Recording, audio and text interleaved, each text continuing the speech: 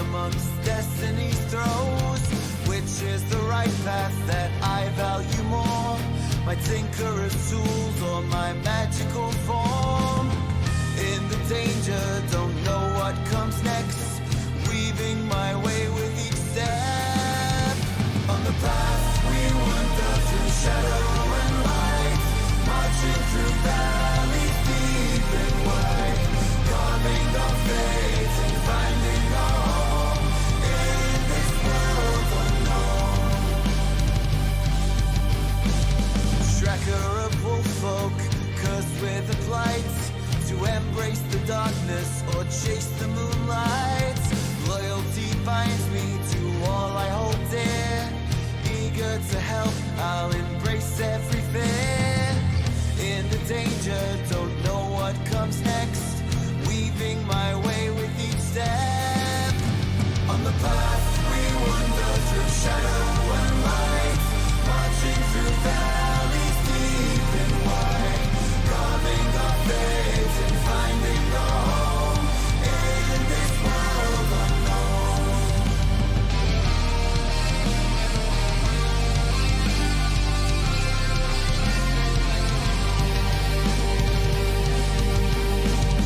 Bound to ceramic, a ghost of what was. I yearn for the path to break free from my curse. Brave in the face of all my hidden strife. Forward I journey to seek a new life. In the danger, don't know what comes next. Weaving my way with each step. On the path we wander through shadow and light, marching through valleys deep and wide, carving our fate and finding our home in this world unknown. Trained to be loyal to colonies call, yet torn by desire to be something more. Only in combat these bonds we renew. Together we journey steadfast and true. In the danger, don't know what comes next. Weaving my way with each step. On the path we wander through shadow and light, marching through valleys deep and wide, carving our fate and finding our home in this world unknown.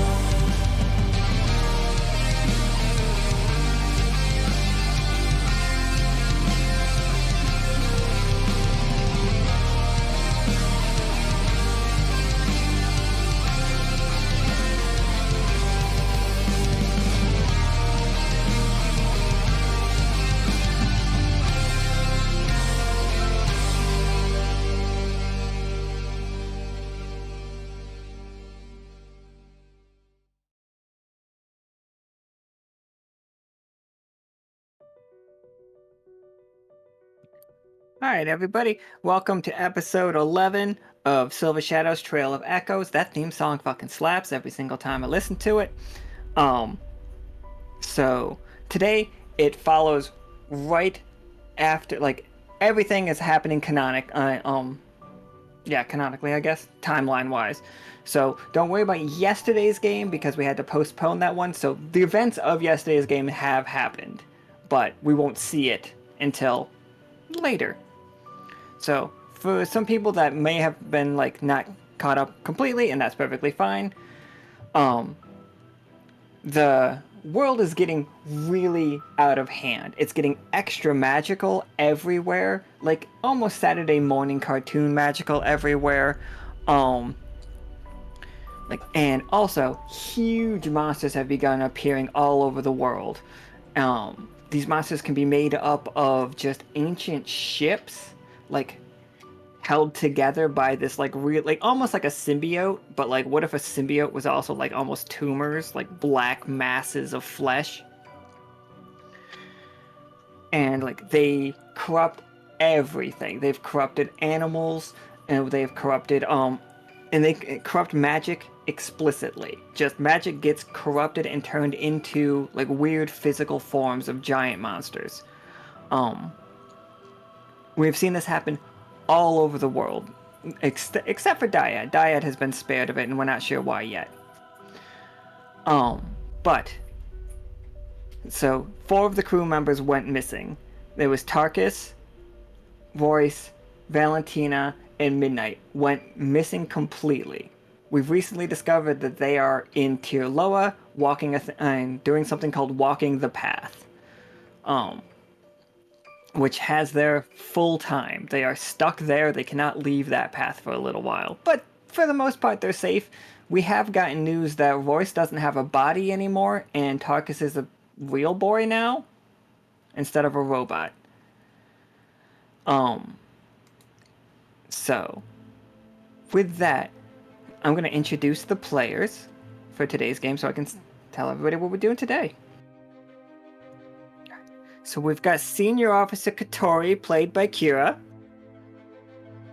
Oh, hi, friends. We've got Ento, played by Corey. Hello, everyone. We've got Ivo, played by Pacaparfe. Hi. And we got Tsoki, played by Not Forgiven. Hello. There's some volume to that one. Oh, my bad. No, it's fine. I had it turned up really loud for my so I could hear the music. So Tsoki, actually Tsoki and Catori, your time in the Silver Thimble has been like recently filled with a lot of like small adventures, like every day, like you guys are feeling something is coming. Both of you are like aware that something is coming, and for some reason, like you keep looking to this is not Silver Thimble. This is where we're going. It's like you keep looking to the west, like something is coming out of the west. Tsoki, your lantern has been repeatedly whispering in the night, but no matter what you do, you cannot make out what it's saying. All you can hear is just a cacophony of voices coming from inside of it. Well, that seems concerning. But then a letter arrives at the Silver Thimble, and it is asking specifically for Tsoki and any member of the Tomb Squad that can make it. Sadly, all of the rest of Tomb Squad is busy. Like, Tarkus is on the path. Rosie is in a library and she can't get out of the library because she agreed to stay in there for a week. And also, Pim is in that library as well, in case Ento's wondering where Pim is. Like, locked in a library reading.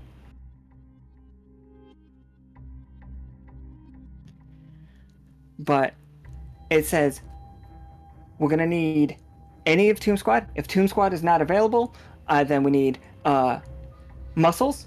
And if you can bring your great doctors, I believe the stories say that, and included in it is a picture of Ento and of Ivo, but like from an old child's book. Like, really, you know, just simplistically drawn. But recognizable enough that I know who it is. Oh, recognizable enough that you definitely understand that that's Ivo and that's Ento.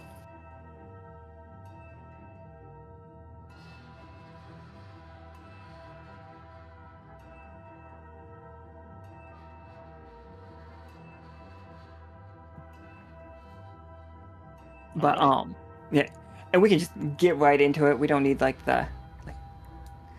I like the idea that we just leave the forest and we just like hard cut to Tsoki explaining why and what we're doing. Yeah, I imagine it's just Tsoki coming up to everybody and just saying like, "Hey, I need you for an adventure. Come with me. I got a note. I'll explain everything on the way." Okay. All right. Yeah, sure. So this is from Chester, leader of the Adventurers Guild, is asking for your attention. Like, as you guys, okay, we're coming out right about here, I'll show you on this map where we are. We're gonna come out around here, like, to walk towards Yoke. Yoke is the main place that we're after. Tsoki, as we leave, actually, can all 4 of you give me a roll? That's almost a 13 for the first roll. Awesome. That was almost a 13.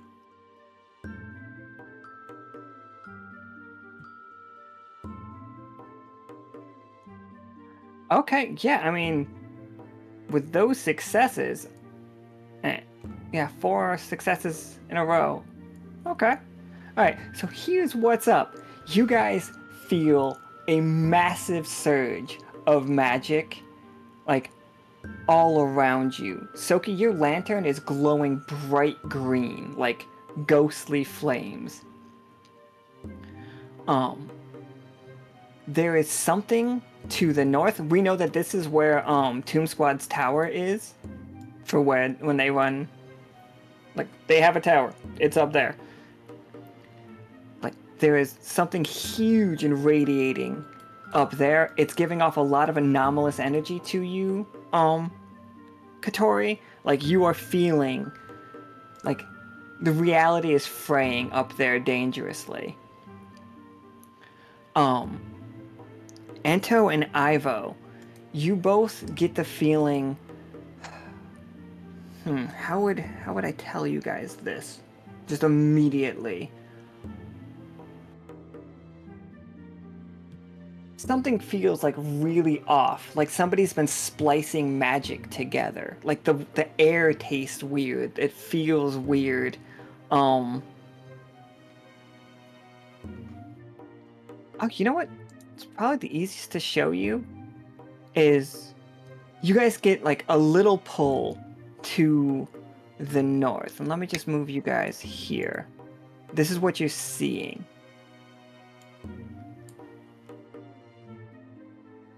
Like, you are seeing like a very like nice, like picturesque fantasy place, except for those graves are growing out of the ground.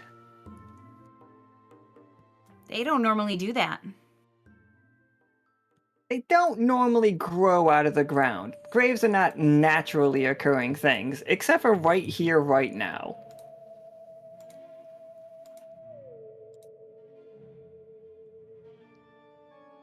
And it's just like, do either one of you have necromancer abilities? Ivo or Ento? I do not. I don't fully remember. I think I use my strings as like a puppeteer. You do have examine the dead and reanimate, but yeah, I think you use your strings to reanimate. But you guys can see like, these graves as they are appearing. The ground over them is becoming like less lush and more like a newly buried grave. And it feels like something is coming up out of those graves. Maybe not right now, like, give it a couple hours, and things will be up and about.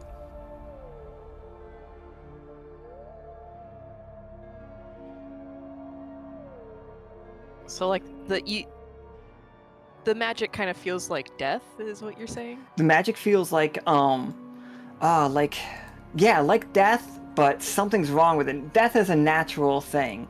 This feels like... This is undeath. This is for sure.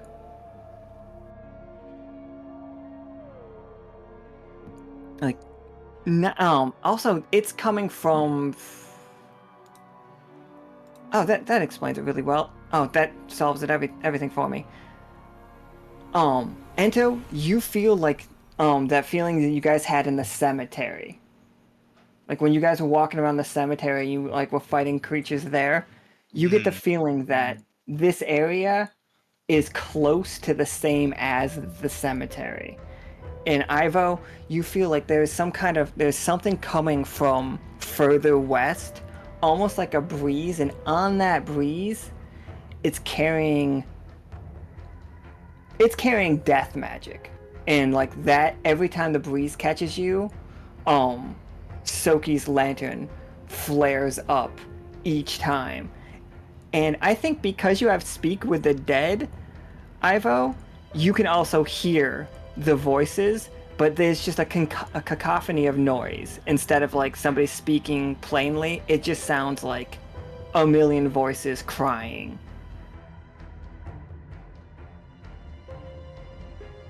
So like the crab heads in Half-Life, kind of. Yeah, there you go. Um.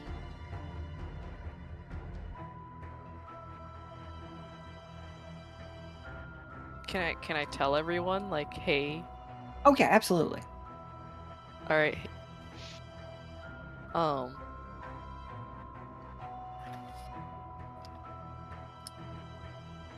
Everyone, I think they're coming back alive.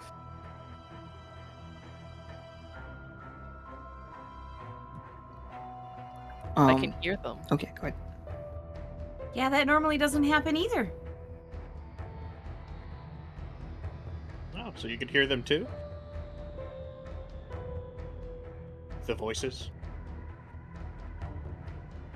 Yes. Hmm. Do you know what they're saying?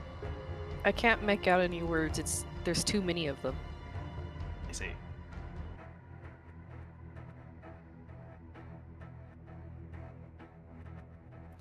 Do I use know it's Speak coming? with the- Sorry. Oh, sorry. I was just gonna ask, do I know that it's coming from the west? Oh yeah, definitely. And we know to the west of where we are now is the land of Sonnery, the spooky side, as we call it.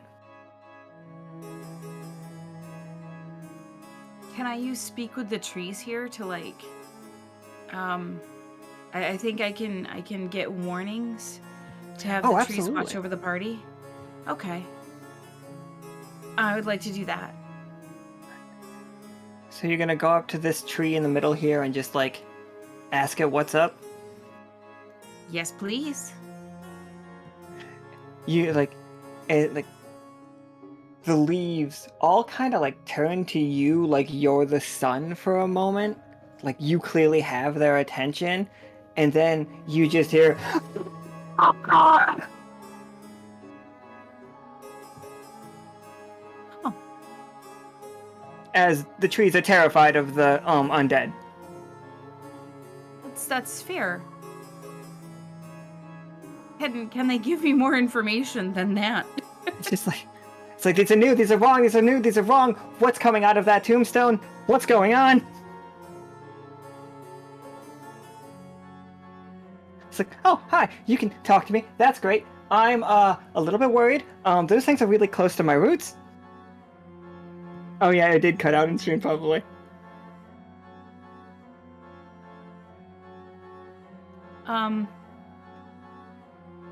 Do you know what's causing this? Do you have any information for us to help you?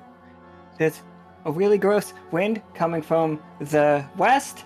I'm not usually a talkative tree. Not my thing. I can't really get up and walk away. Something's underground. It feels like something's metal down there, brushing up against one of my roots, and I feel it trying to get in. Can everyone else hear this too, or just me? We can say everybody else can hear it. Perfect. That makes my life easier.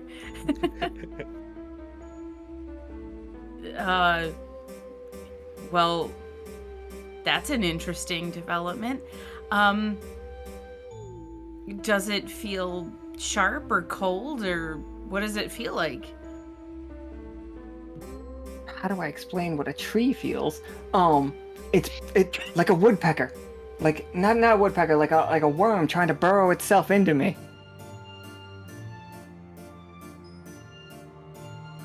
How deep do your roots go? Just around the back. Like some of them pop out of the ground. I always considered them very attractive. But there's some... I'm sure they're beautiful.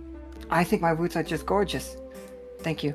And it's just like, back there my roots do tend to like come out of the ground a little bit, and I think you might be able to find them there, track one down. Or you can start digging right here, but then you'd have to dig around those, and like the whole tree shudders. That's fair. It's just like Well, what looking do at you him. guys think? I'm concerned that it feels metal. Same. Shall we try to find this metal and help this fellow tree?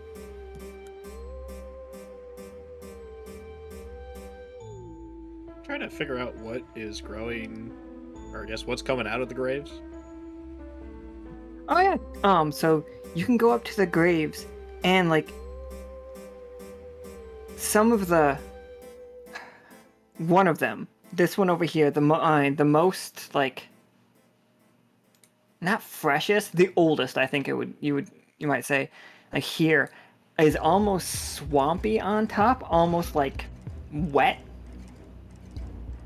Ugh. And it doesn't look too odd from a distance, but like once you get close, the text on it, and you guys have seen graves over time that get wet, and then like they run like the rust lettering down. You know what I'm talking about?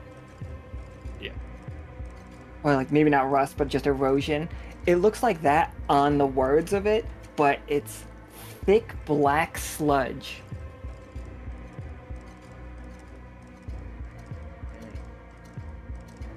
I would probably know that is probably the corruption, right? Oh yeah, definitely. Yeah, you guys wouldn't even have a second guess about it.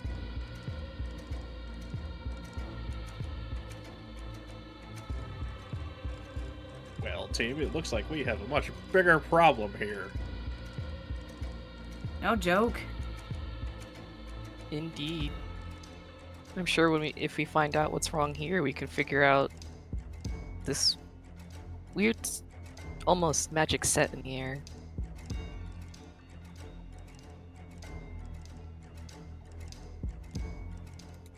So he is the tree.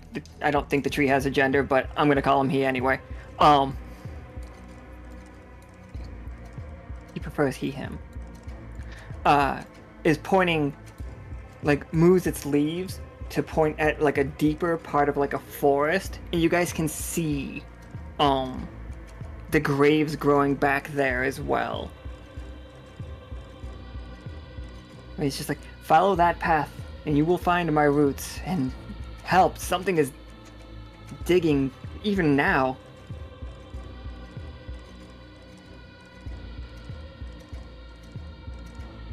All right. Ento, are you in agreement? Absolutely.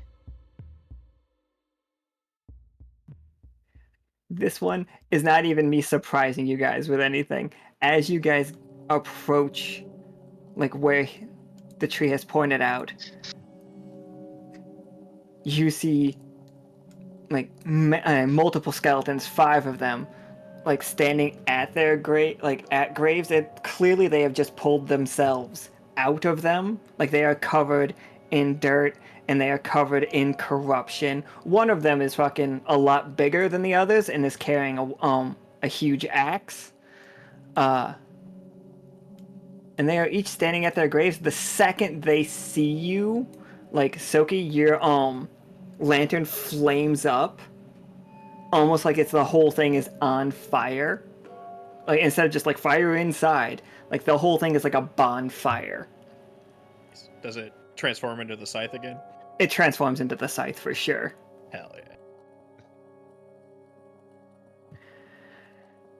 And all of them see you, except for that one. That one doesn't see you, but it knows you're there.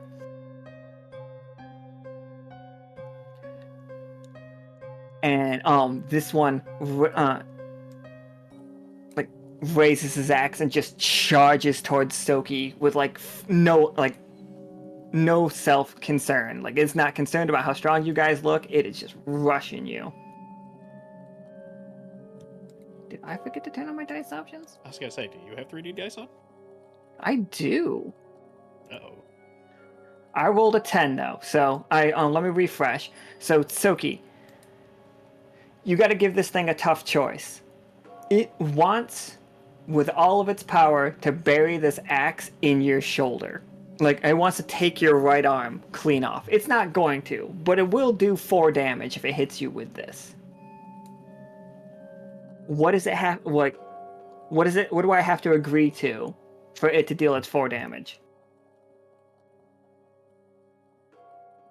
I think as it gets closer, the flames from the lantern start hitting him, and like he has to either back off of the flames that are coming off of it, or like push through and take some damage himself. Oh, it's fully willing to take the whole thing. Like, it'll take 4 damage from the flames and just still swings the axe and just... I don't think it, like, catches you clean. Like, you guys all have gear that is somewhat armored. Like, at least the suit. The uniform is at least somewhat armored. And it, like, hits a glancing blow on you. You're still bleeding. And just, like...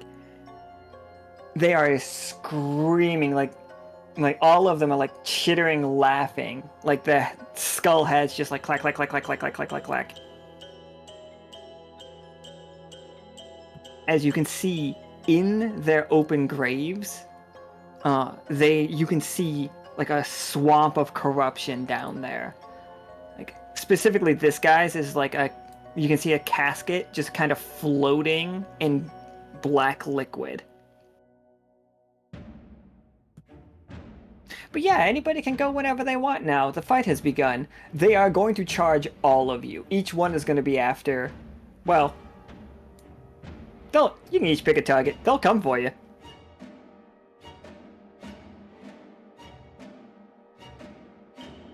I guess I'll take the one closest to me, the headless fellow. He is quite headless. He's wearing delightful little, like, pantaloons. That's all that's remained. Actually, maybe he has like a fluffy Shakespeare-esque collar, if you will. You know what I'm talking about? Yeah. Yeah, he's definitely got one of those on for when he doesn't have a head. Oh. Go ahead. Oh, I was gonna ask, like, is there anything on them, like, almost like a core that would be their weakness to make them not rise anymore? Oh, yeah. Okay. Roll me a 20-sided to see if you can figure out where they are. I forgot to copy paste this. You can just click the D20 on the side there to roll if you don't want to type in. Like at the on the left hand side of your screen, there's a D20 at the bottom. If you click it, you can then just... No, there D20. is not.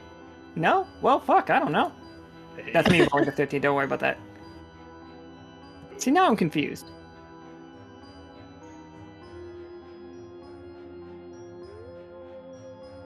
Oh, okay, yeah. There we go. Alright, 18's real good. So yeah, with an 18, I will give you all the little guys. Inside what looks almost like a mockery of a heart is inside their chest. It is black. You can see it through their ribs. It's a little hard to see because of just how dark it is in their ribs and in this forest. But like, it is beating. You can see it running all the way down each one of their limbs and then up to their fingers. To like that is corruption puppeting the dead. Even the one, like these three with their heads, they all have it in their heart. This guy does not have it in his heart, but we don't know where it is right away. But it's not in his heart. But we have learned through the rest of the other games that if we destroy the corruption, their bodies will be completely disintegrated as well. and you will rid that place of the corruption. Through study, we have learned that null metal is really good against it, silver's really good against it, and just being really heckin' strong does the job quite often. I never asked, what are my axes made out of? They are butterfly in nature. They are from original yoke. I think they're probably just some kind of like magical alloy. I picture them very like opalescent in nature, you know? But if you hit hard enough, it'll get the job done. Alright. Can I yell out, like, hey everyone, look, like, take a close look at their chest. Yeah, absolutely. And that means all of you know that its weak spot, through the ribs, right at the heart. Also, just for the people who haven't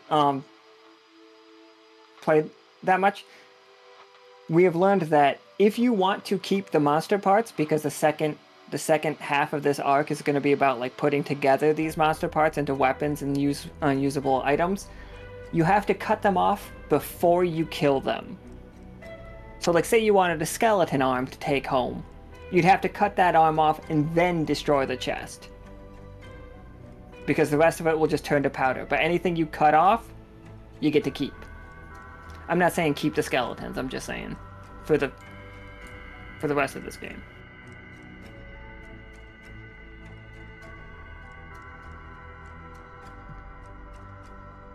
So Ivo, what's the attack look like? I guess I'm just going straight for it. He can't see, yeah. right? It can't see, but can the other ones? You know, is it eyes that are doing it? But yeah, this one's definitely like like loosey goosey might be the wrong word, but kind of just like whirlwinding wherever it can. It thinks you're there, so it's gonna just start swiping. But it's got a bad shot. Yeah, I guess I just go for it, yeah. Yeah. Give me 2d20. Because like you said, it doesn't have a head. And you know where its weak spot is. Okay, yeah, a 19's gonna do it. Do I roll the second one? If you want to. Like, you don't have to, because a 19 will do it. But if you want to risk it for a 20 or a 1, go ahead and make that roll. I imagine someone will bump that up to a 20 anyway. That's how I kind of treat 19s at this point. Like,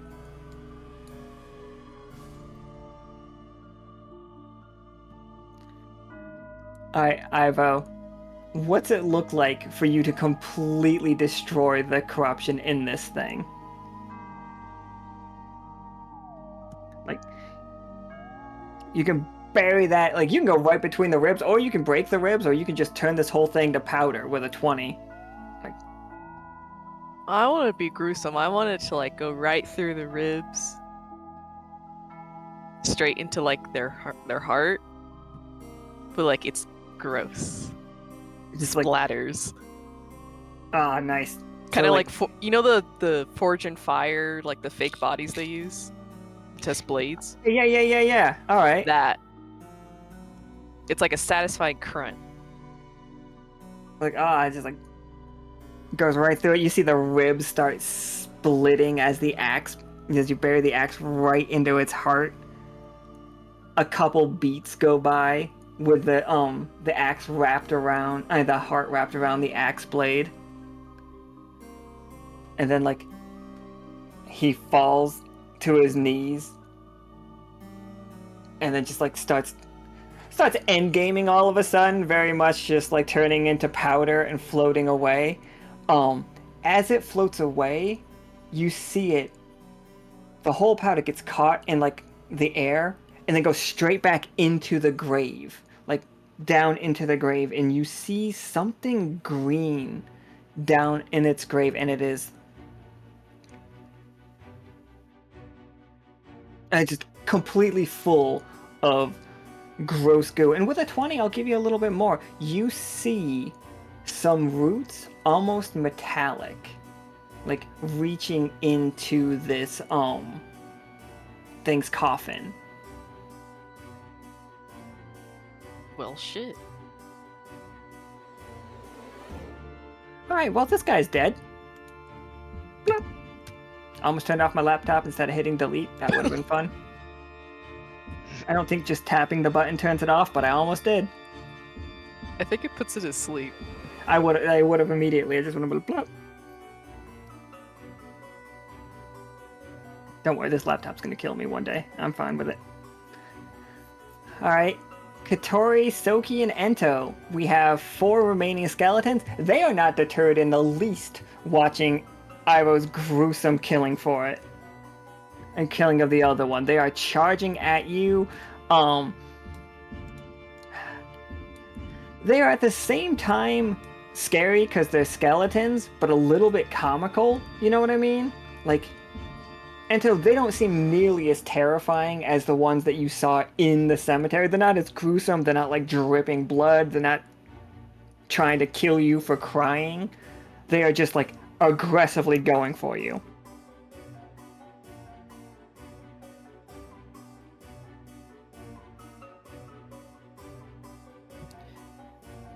This one with an axe doesn't seem to be like a leader of them. He's not telling them what to do, but like he is the biggest threat of them.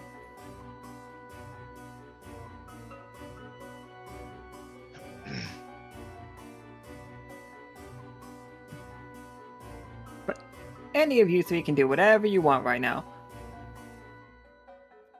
I think I'm gonna attack the one that's right in front of me. All right, what are we attacking it with? Oh, probably just my caber. Good old smashy time. Just, yeah, I can level it. Give me 2d20 because I've told you the weak spot. Awesome. Okay, 1 second. Yeah, no problem.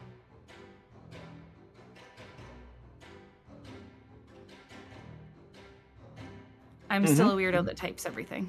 No, that's fine. So, tough choice. All right. All right. Catori, as you swing your caber at this thing, it is going to leap like way more athletically than you might think a skeleton could. Almost like a flea, like directly at you. You can smash like its arm off, but it'll still like land on you and it's going to start like scratching at your face.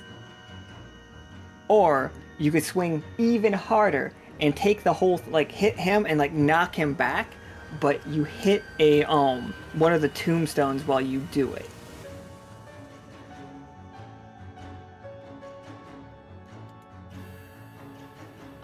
Okay, quick question.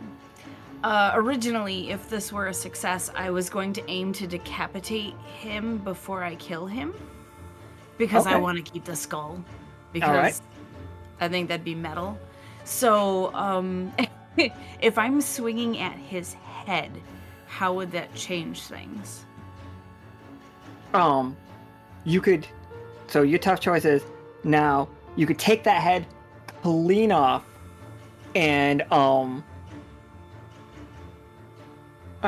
it will keep coming. You can take its head clean off, but you will hit one of the tombstones or the arm thing. Oh, see, and you keep saying the tombstones like that's gonna be a bad thing. So, Yes, I know what I'm doing. yeah.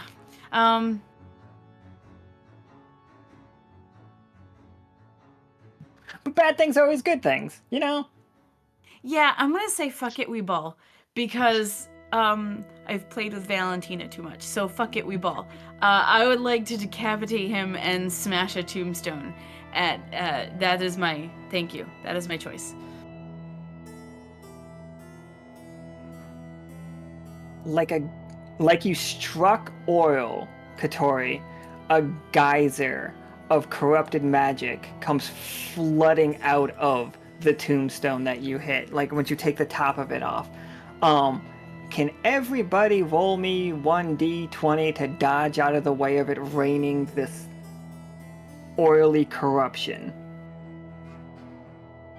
Wow, that die was fancy. Yeah, that was a funny roll. Yikes.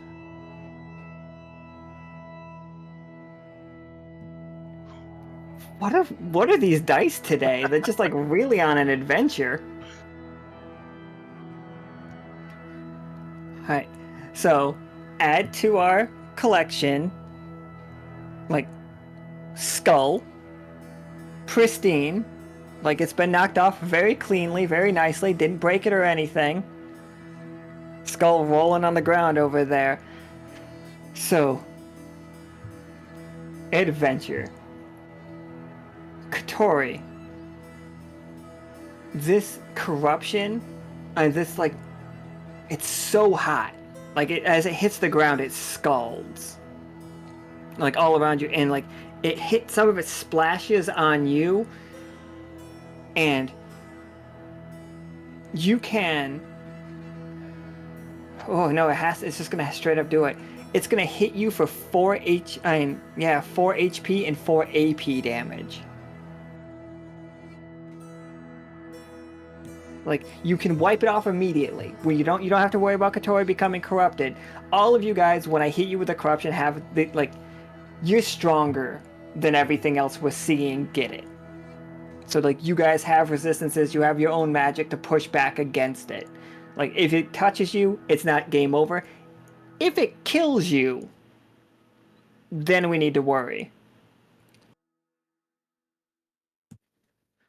Like, or alternatively, you can give up a magical item. You can have the corruption hit a magical item, and that item is gone. Just so like we know that the risks here. Tsoki, it comes splashing down on you.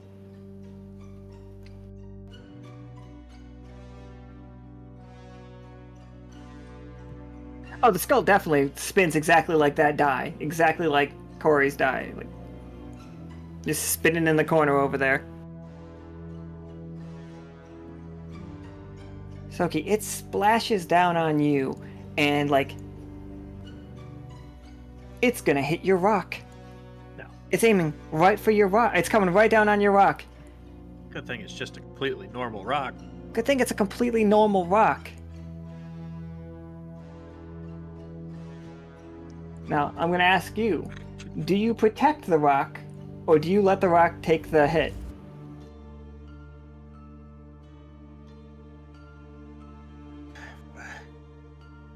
I gotta protect it.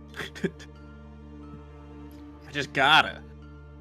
So is it strapped to your chest, or is it strapped to your back? I think I'm wearing it like a backpack. Strapping it to the chest didn't work out so well. So, all three of you see Tsoki carrying a rock on his back this whole time, not talking about it. Like, just, dude has a big-ass rock strapped to him.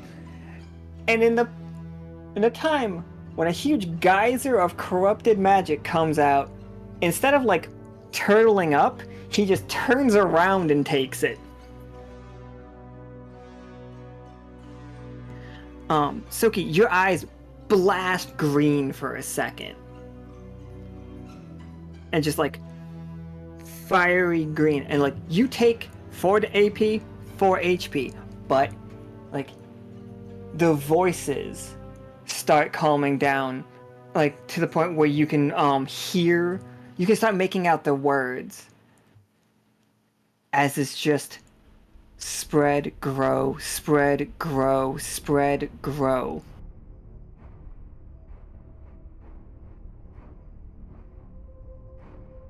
But you've talked to dead things before. It doesn't sound like a dead thing. Yeah. That's what I was gonna say. It's like, that's not how dead people talk. It's like, I think Tsoki might have. But if you tell anybody about this, they can tell you that this is how plants talk. Oh. It's not how ants talk. Ants talk by counting. That's just how they are. Alright, Ento, for your tough choice, you see a really good opportunity. Like the skeleton is still with the axe is recovering from his swing against Tsoki. But just as you're able to make the counterattack, you see the explosion of that grave. Your tough choices. You can get an attack right now on that skeleton. You don't even have to roll. It's gonna be a success. You can roll if you want to try to make it a 20. But you can make that attack successfully, but you will get this stuff on you, or you can just dodge out of the way.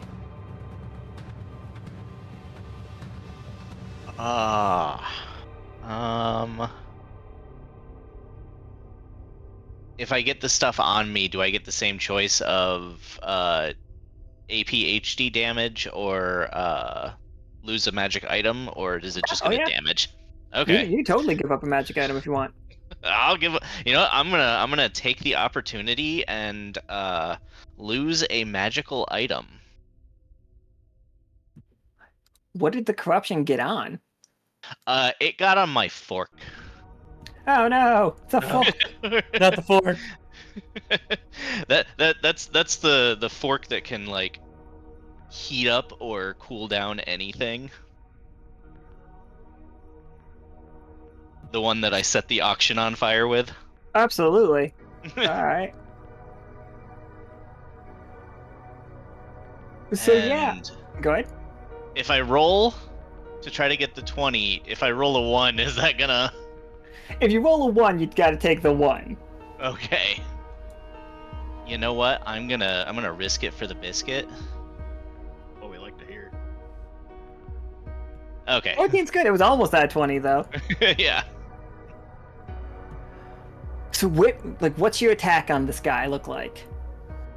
So I'm going straight for his head. I noticed that he is recovering from the attack on Tsoki, and I just lunge straight at him, drawing both of my blades. As I reach him, and as they reach out towards him, they slice his head clean in two as they cross each other. Oh, all right. I see it. Like are you Xing its face? Yeah. Okay.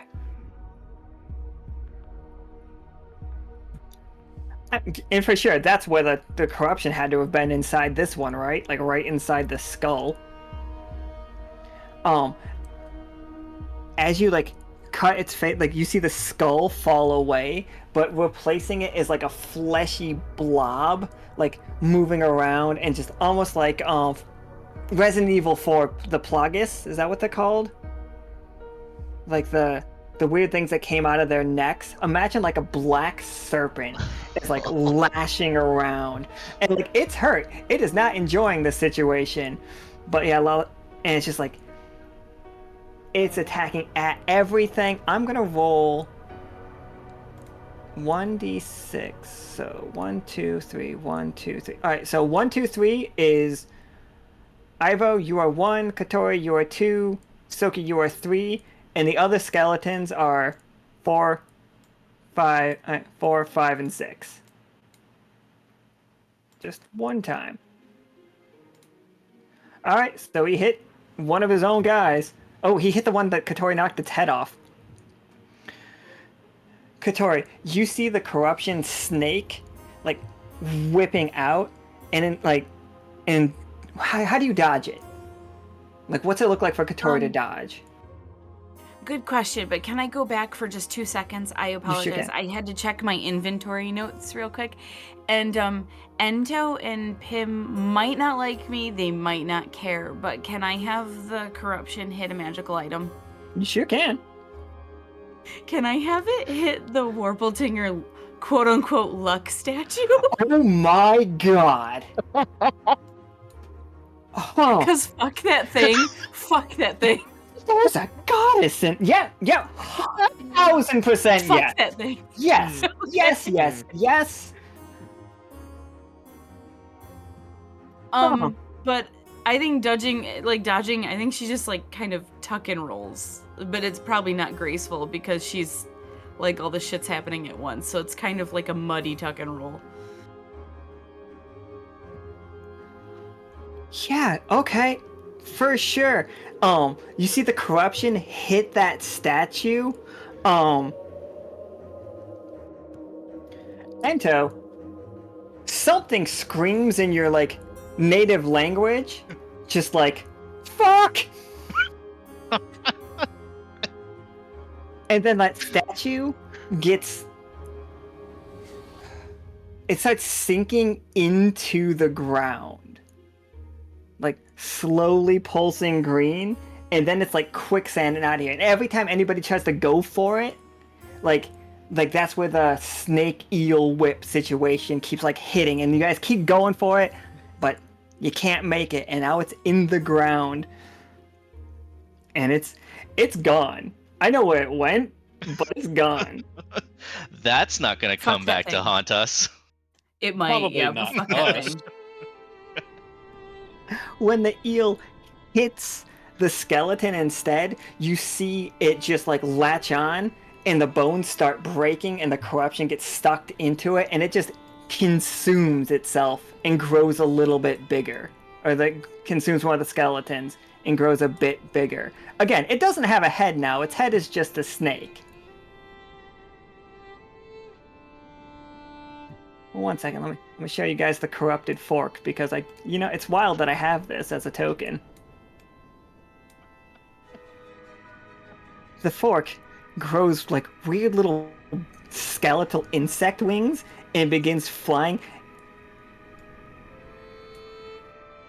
I'll decide who that's going after in a second. Alright, for sure. So that was not Ento's attack. That was just Ento dodging. And that was not Catori's attack. That was just Catori dodging. Oh, Catori already. So Tsoki and Ento, what are you guys up to?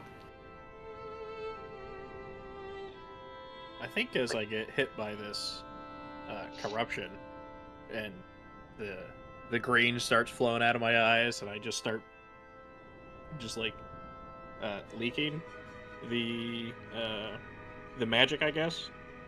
I'm gonna charge up a fireball, and it's just gonna be using the fire from the lantern and just the green ghostly energy. I'm gonna throw a fireball. Absolutely. Yeah, give me that 20-sider. Are you aiming at anybody in particular, or just everybody? We're just like AoEing this one. Probably aiming it at the eel, or the thing that's thrashing about. Absolutely. Go ahead, give me that 20-sider. Depending on how it rolled. 14. Would you That's- consider this a physical attack? Would I Get my consider minus this... one for my rock to make it a 13 for the 20? I don't think this one's particularly physical, sadly. That's fair. But yeah, like, you hit this thing square in the eel. And, like, you just see the corruption just start burning away. That, like, because its fangs are like, the whole thing is all just corruption. And you just blow it the hell away. You have an entire skeletal body, though. Alright. As it collapses to the ground. Misshapen and huge is what the body is. There are still 2 more skeletons. They are not, again, still rushing you guys.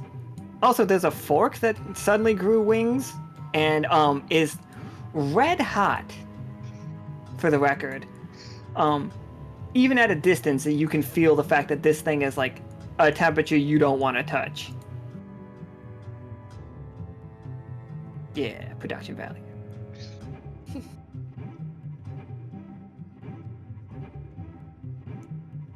Until one of the skeletons is like approaching you from behind, and like, again, moving very quickly for, a stack of bones. Like, it leaps into the air. It is coming to make an attack on you. I'm not rolling the attack because it is still technically your turn.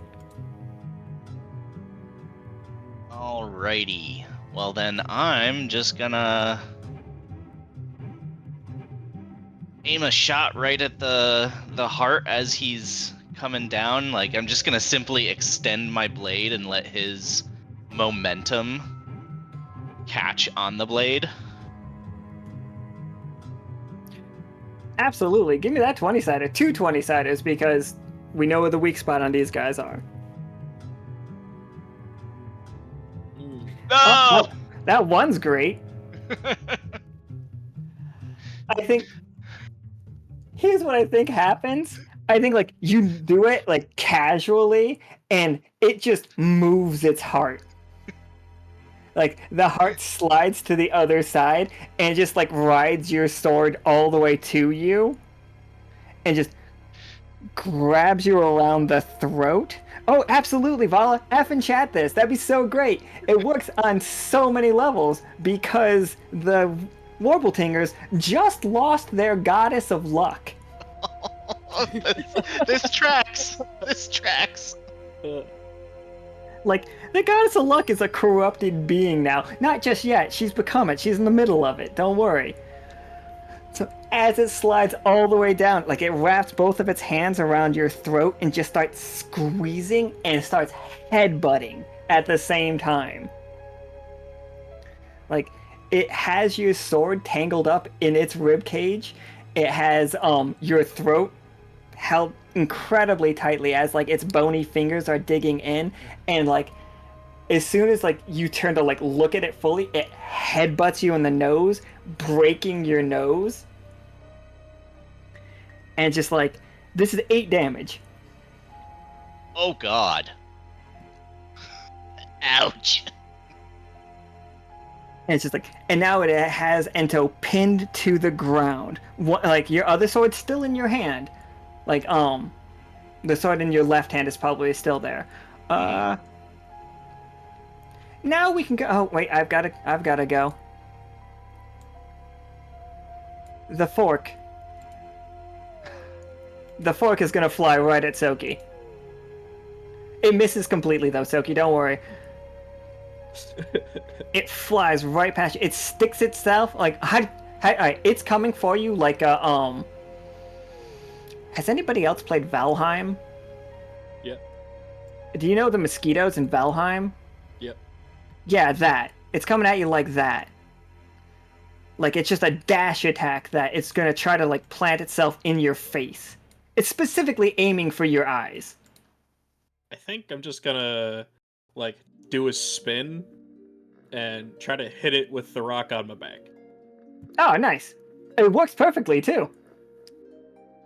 Well, maybe not perfectly, but, like, it's a 3, so, like, you bend some of its tines and it goes flying onto the ground. Wings, like, slightly flapping, trying to get itself back to its feet. And now the other skeleton is also going to, like, attack. But don't worry. I continue to spin, and it also just knocks the skeleton off course, too. Whether it's intentional, nobody knows. Catori and Ivo, at your feet, a skeleton has collapsed after trying to attack Tsoki and then being rebutted by a stone on his back. Rebuked, not rebutted.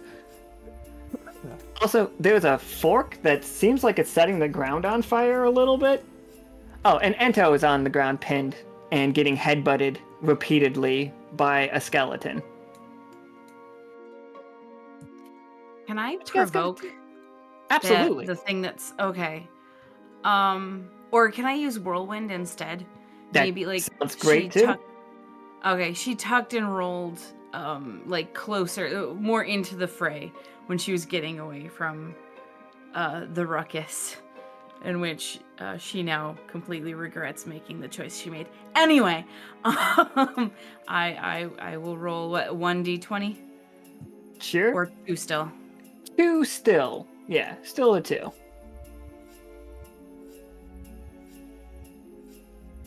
We know what aim. 14, 15. Really got to make that card that's a bingo for consecutive rolls. Yeah. I don't know what So it's gonna anything do. 11 through 19, I hit all enemies within reach. So I feel like she's gonna roll in spinning and be like, hey, suck this fat one. And just start swinging with her caber. Like the one currently pinning Ento just looks up, like what? And then just immediately gets the top half of its body ripped off. It's splattered against the tombstone. This guy When I goes do flying things, over. I do it well. This guy goes flying over here, smashes into this guy's tombstone, and keeps going. They are turning to dust, though. You did destroy the corruption. The fork, I don't think it turned to dust, but it is like super bent out of shape, like a psychic spoon situation. Is it still magical? It is still magical, and it is still corrupted. I know we have like where would the corruption be in a fork? Is it just a little piece of meat hanging on it? I feel like it's the gunk. You know, like when you're eating something like super like sticky and the gunk gets caught in between the prongs of the fork, like in the U-shaped section. Do you know what I'm saying? I do It's know like what you're saying, yeah. packed in there. It's packed in that part. Okay, so you swung your caber so hard that you knocked that out of this fork? Okay. It's like, so you knock that out of it, the fork lands on the ground, it is not the same as it was when we started. Like, it's not the same as what Ento's fork does. This fork can only heat up. And it never cools down. Right now, I think it's, how hot is the stove when you have it on high? Is that like 400 degrees, we thinking? Yeah, between 400 and 500 typically. Okay. So, yeah, this fork is currently 400 degrees, cannot be cooled down. Like, it's a bent fork, the tines aren't particularly straight anymore. It doesn't have its wings anymore, it is glowing red. At no point will this metal ever melt from the heat, though. It is always 400 degrees. The thing is, you can put AP into it to raise the temperature, but never lower it. You will just permanently make it hotter.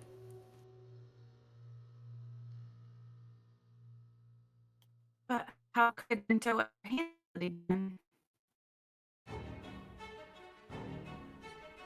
Okay, and this guy's dead.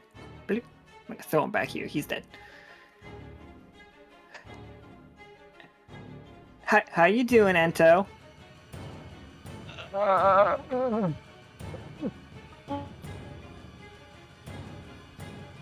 He just reaches a finger up and touches his nose, and I'm gonna use heal to restore all of my hit points.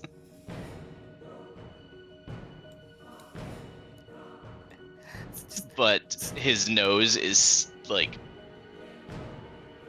permanently like that like broken, like healed wrong. Oh, you tell. I know all about that. My nose was broken and healed wrong.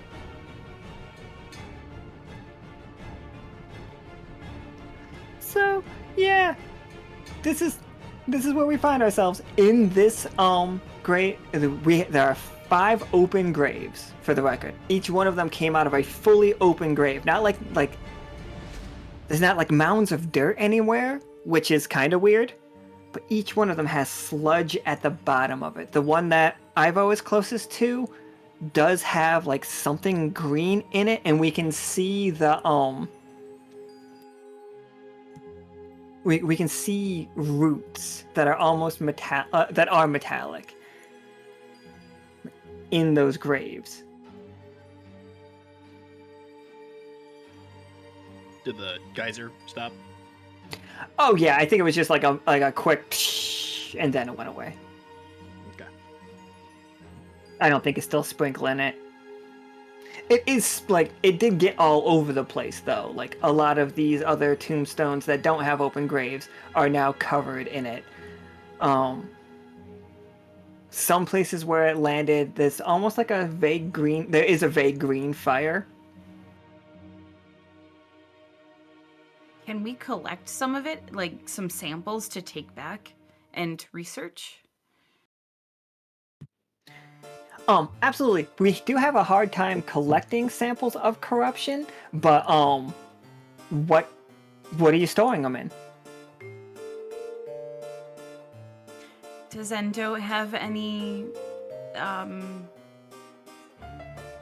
suggestions?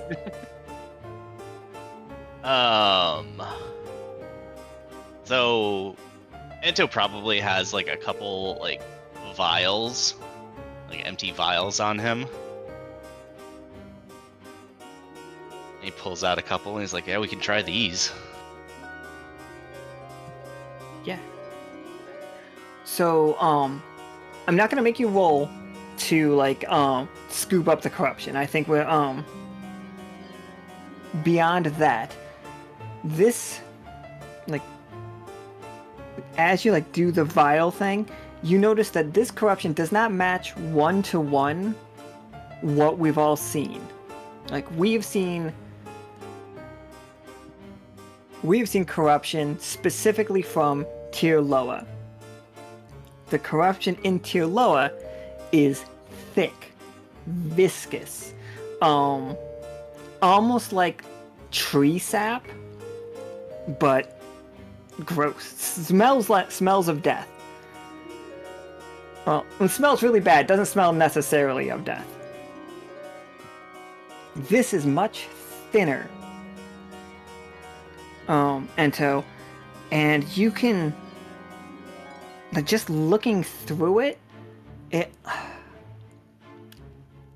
you guys get the feeling that this might be someone made this stuff.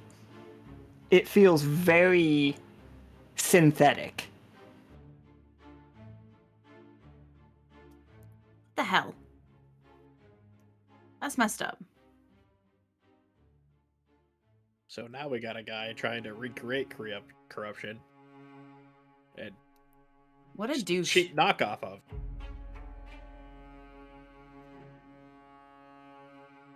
I think this is the point where Tsoki will mention, probably talking to Ivo.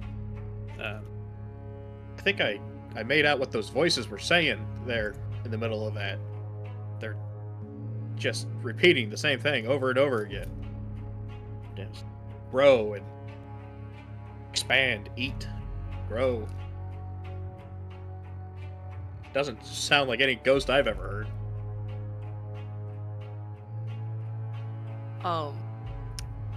Can I show Tsoki the like metallic roots? Like, hey, like, is this what they were saying? Kind of like what's happening here?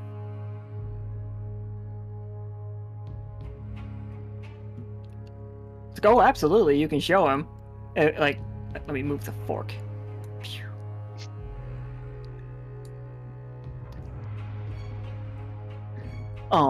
This grave is just like covered in like the corruption. Like inside of it, we do see like a pool of the black goo. We see the roots. Do you want to investigate it, Tsoki? Of course. Ivo and Tsoki, both of you guys give me a roll for this one.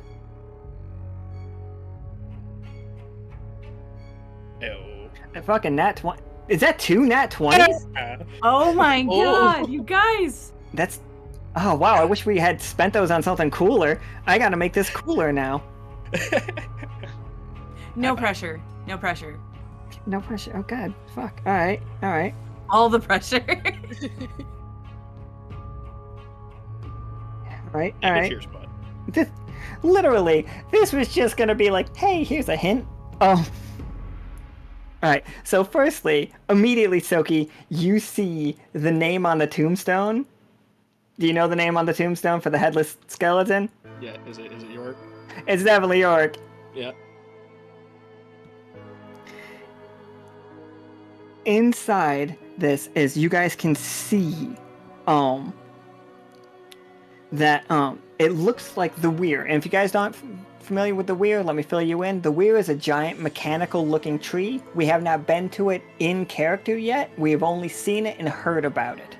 But all around the world where this keeps happening, we are seeing weir roots. Like, to be fair, the weir was never spreading corruption until we weakened the shield on the corruption. Like, the weir used to just transport magic around the world. Like, that's what the weir was doing. Oh, absolutely, yeah. Yep. Absolutely, this is your treasure map spot. I just sent Tsoki a grave that just says "Alas, poor Yorick," and I was just like, I figured it out. Now, was this these roots? Was that the same thing that we saw in Maple in the Speakeasy with the little tap that we turned off? Oh yeah, 100% that. Yeah, like Apollo. Yeah. Apollo's the tree. Maple's Osiria's bug. Well, bad. No, it's the one thing I can keep straight. It's the big tree. Big tree in the greenhouse that got bigger. Yes, Apollo is turning into somewhat like these. By we, I have the collective we, the crew at large, the caustic version, the K-shaped we. When I say lowered the shield or weakened that shield, the royal we, the paper we. But don't worry about it, it's fine. But I think with 220s and a cheer squad, down in there floating on it, with a little green light, is a small candle.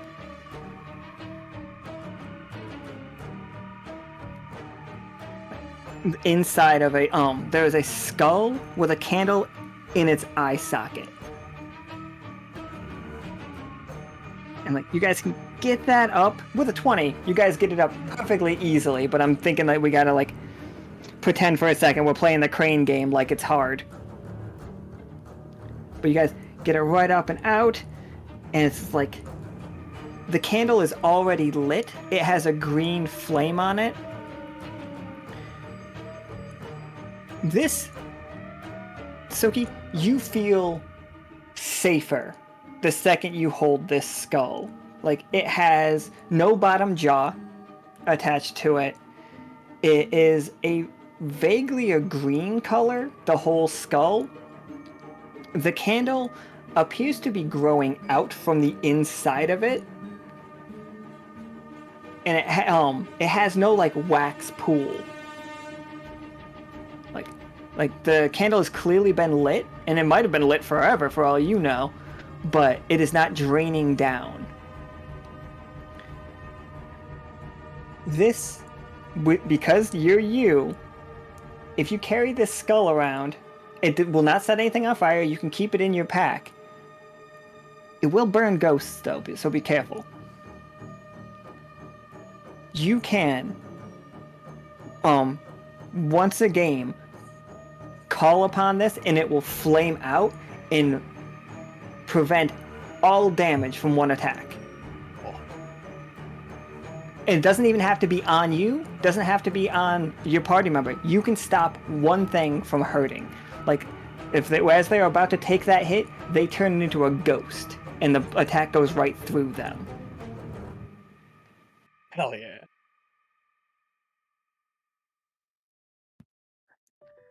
Ivo, as you're looking at this thing,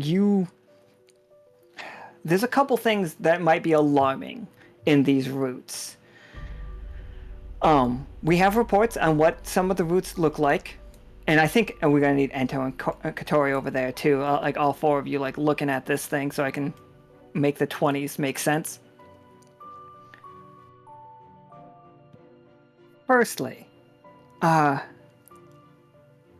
the tip of the pipe is not like broken or anything. You can see where it was almost it was IV injected into this corpse. It tapers off into a very, very thin like needle, and then it's just like was in the corpse before. And as you guys can go check the rest of the graves, very similar. Like each one of them has been reanimated via corruption, but this was intentional. Like this is like, it's like, oh, I wonder what's gonna happen. No, this is what somebody wanted to happen.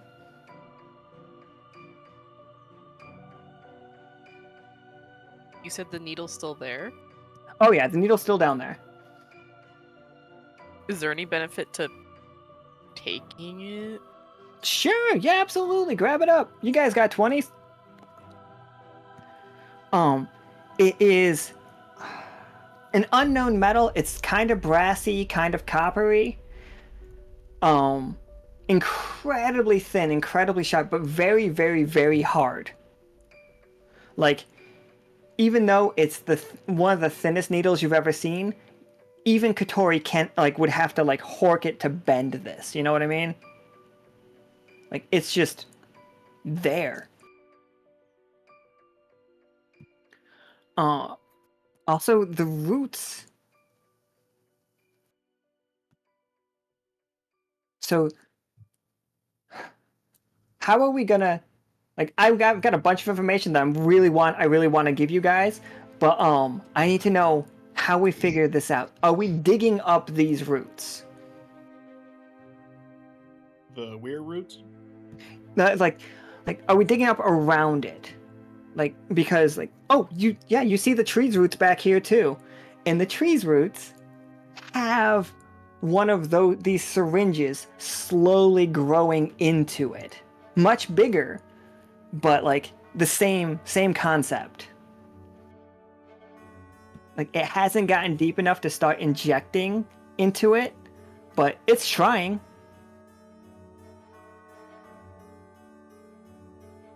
So we probably want to go take that out before it successfully gets in there.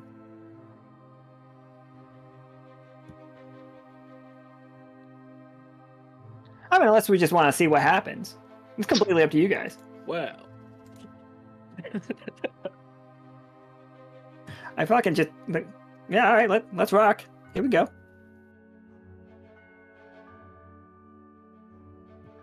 If we leave the fork there, is it gonna catch the forest on fire? Eventually. Should we... Okay, Catori picks up her skull and walks over to Ento and asks him if he's got anything oh no, what's the word? I have forgotten words momentarily. I do apologize. They're like I think Tsoki's like gonna reach tongues, into his but pack like medical pull ones, out. or that one. Oh, forceps? Yeah, maybe that word didn't come. Yes. Like, can you grab it with? Yeah. I think Tsoki's gonna reach into his pack and pull out some Tomb Squad branded oven mitts and hand them to Ento. I love it. One of them is Tarkus as an armadillo, and one of them is blueberries. That looks hot. Don't burn yourself. Ento puts them on, and then also pulls out the forceps to like pick it up, Yeah, it's super hot. It looks super hot, but and just kind of like looks around like, where the hell am I gonna put this?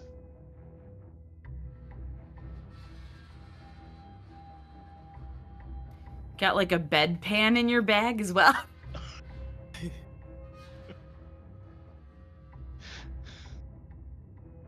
I like the fact that they attack you guys with just skeletons and weird shit, but like the number one problem is just how are we gonna move this fucking fork? Yes, you can't burn the forest down. That'll give us even worse juju than we already have. For the record, the only liquid you guys see in the area is just like, the corrupted water at the bottom of these graves. I feel like just, in my heart, that's a bad idea. But maybe the fork will just, like, burn all that water away.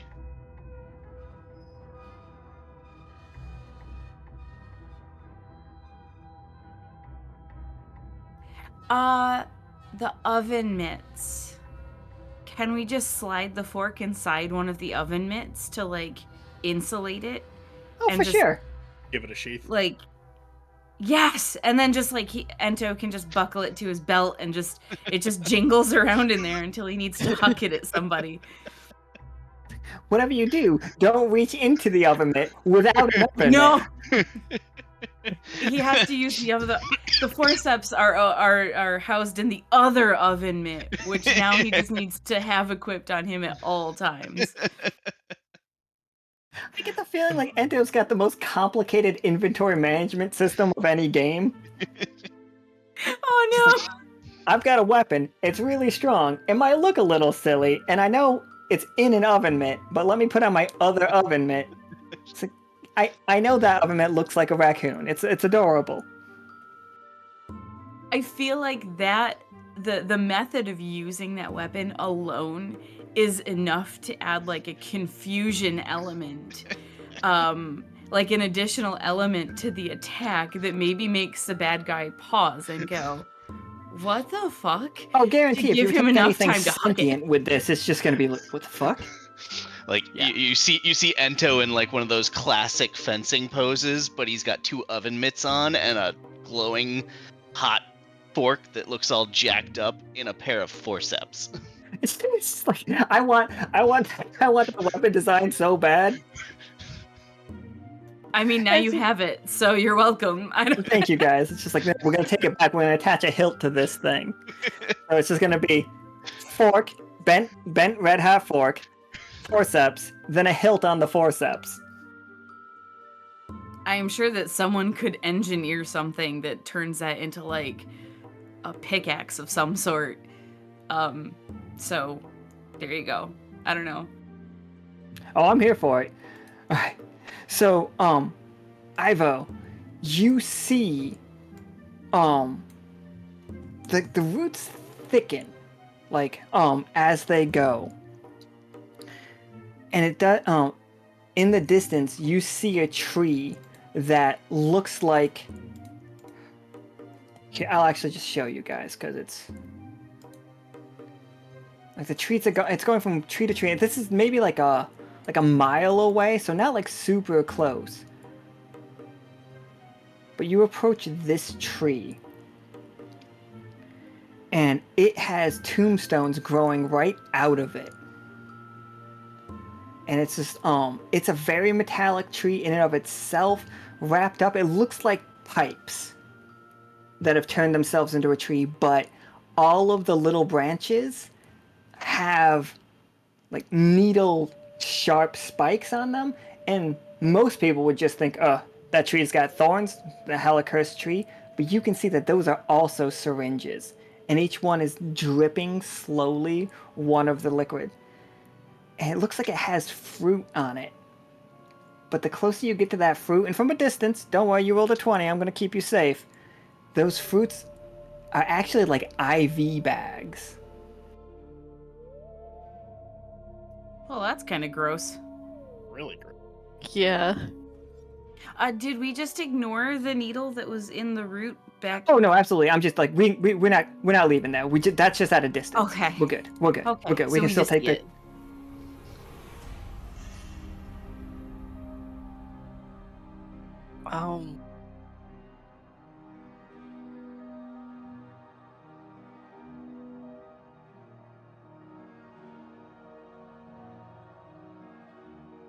Is it? I kind of want one of the IV bags. Oh, absolutely. All right. Catori, all right. First, We're gonna go grab that IV bag. Let's get the needle out of the tree if that's what we're gonna do. I know we just like I made a joke about it and then I lost track of it. That's my bad. So you guys can see it, and again, this needle is made of that almost unmalleable like. How did we get the needles in the first place? How did we disconnect the needles from the roots? Because you did it. There's no doubt in my mind that you did it. But is there a technique to it? Because like other people like are gonna like be trying to do it, but they can't. What was the technique to doing it?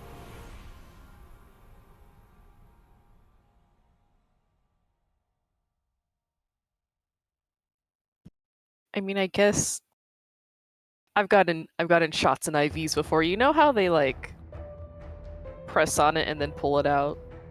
Oh. Yeah. Ugh. I'm sorry about this. I really should have like put a warning for everybody. Medical equipment trauma. Ugh. But yeah, I'm here for it.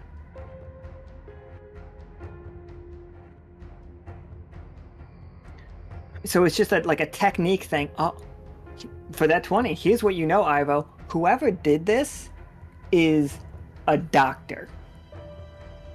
Like, whoever designed this stuff to do it this way has some medical knowledge under their own belt. Not just straight like weird magic, but like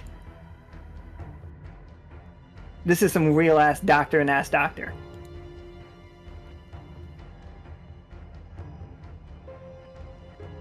I got rid of the fork because the fork is sheathed.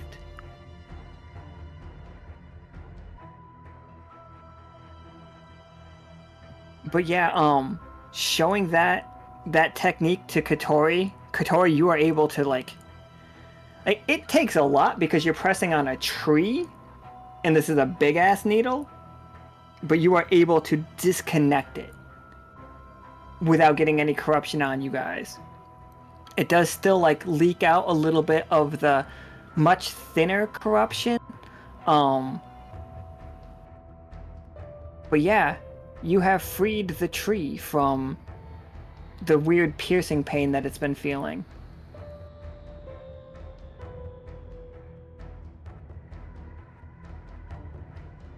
For the metal tree, can we see that like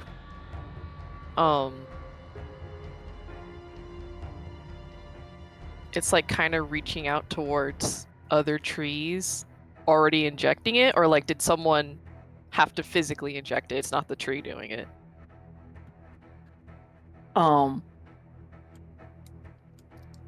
Tsoki. Wait. Tsoki, you were there, right? Who was in the Osiria Tarkus game? The game where Osiria got her scars around her neck. It was not me. That was not you. Okay. I meant to go look at that one earlier, but I forgot. Midnight and Cass. Who else, Osiria? Osiria and Turkey. Osiria Tarkus, Midnight Cass. Sorry, there we go. Fuck it, that was the stupidest. Never mind. I'm not stupid. I'm just forgetful. No self-derogatory comments here. We play a lot of games. So,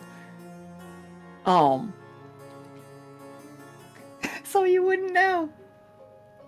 You wouldn't know that, like, you were standing on a dragon's grave right now. No. No. It looks like someone, Ivo, dug something up.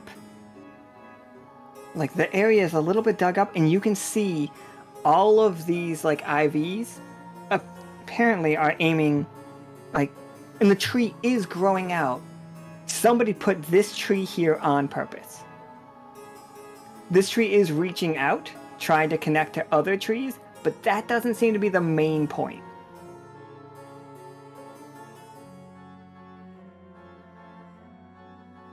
Is there any way to... any clue? Like, I know they're a doctor. But I don't know, like a magic, like, signature that could possibly be connected to it. Okay. It feels very familiar to the people. If you spent any time around, anybody has spent any time around Cash, The magic feels somewhat familiar. It also feels a little bit like Charity. It's very necromancer heavy magic. And like if like you guys like go through your head in the reports, and we have one that fits that bill perfectly.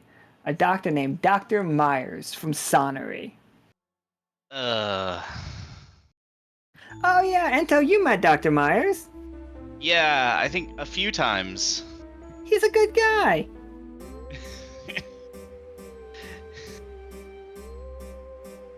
He's a guy.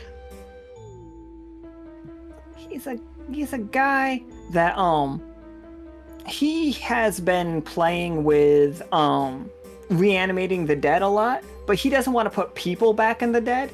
He's been trying to put spirits into bodies because he thinks that's cool. He we know for a fact, Ento, because 20s, I gotta give it in the cheer squad. We know for a fact, Dr. Myers likes to use the graveyard to find all of the bodies that he can. Mm-hmm. But like, maybe I think he's getting a little bit bored. And what if he makes another graveyard? And this place is already so chock full of ghosts, what with Belltown losing its bell. Like, Folksong is feeling a lot like Sonnery right now.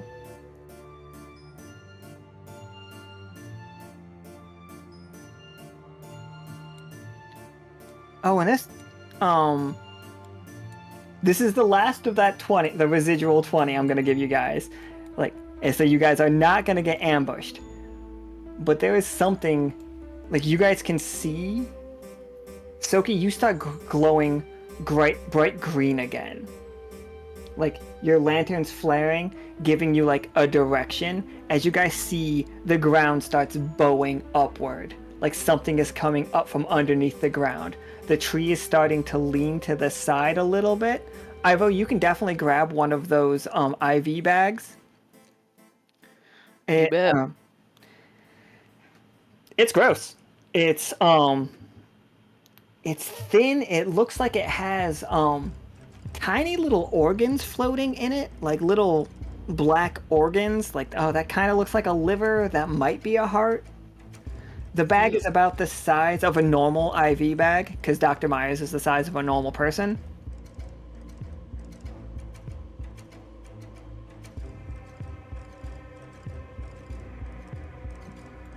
I'm sorry, how many of you did you meet Jeffrey? Because here he is. Pretty sure that's who we got the tower.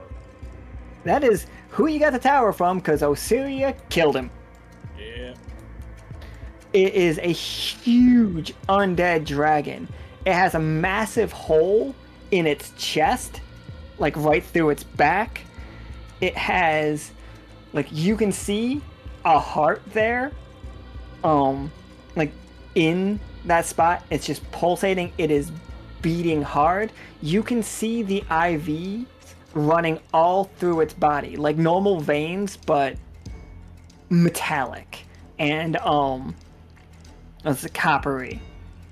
Like, it is dripping all of its fluids everywhere. It still has wings, although it logically shouldn't be able to fly, but if it does fly, it's because magic.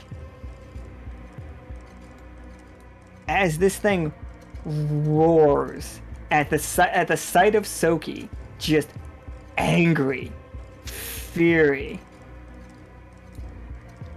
You guys will just hear Tsoki say, "Uh-oh." But you guys are not ambushed. It does not get an attack. This is a corrupted monster. There is no reasoning with it. The goal is just take it down.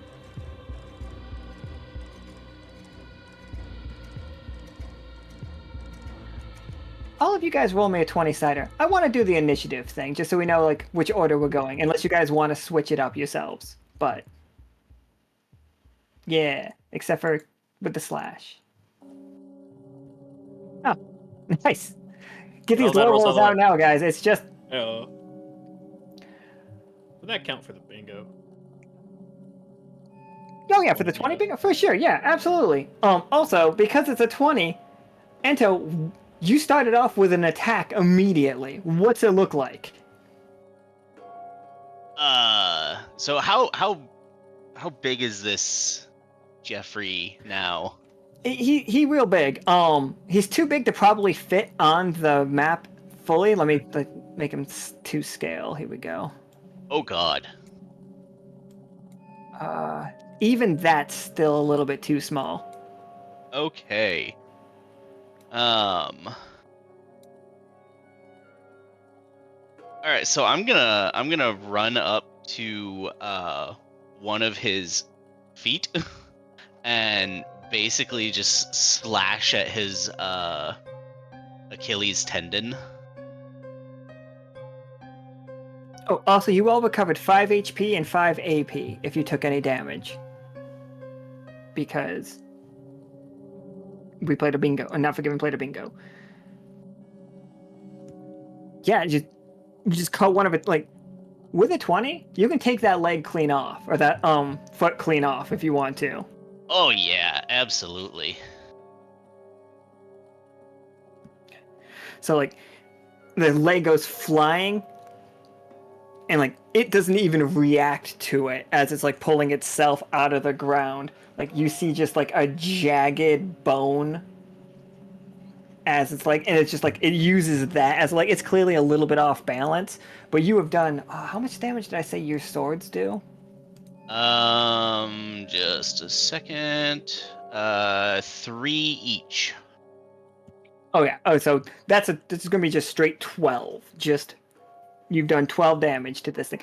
I only say that because I have to keep track of the damage because they have a lot of HP.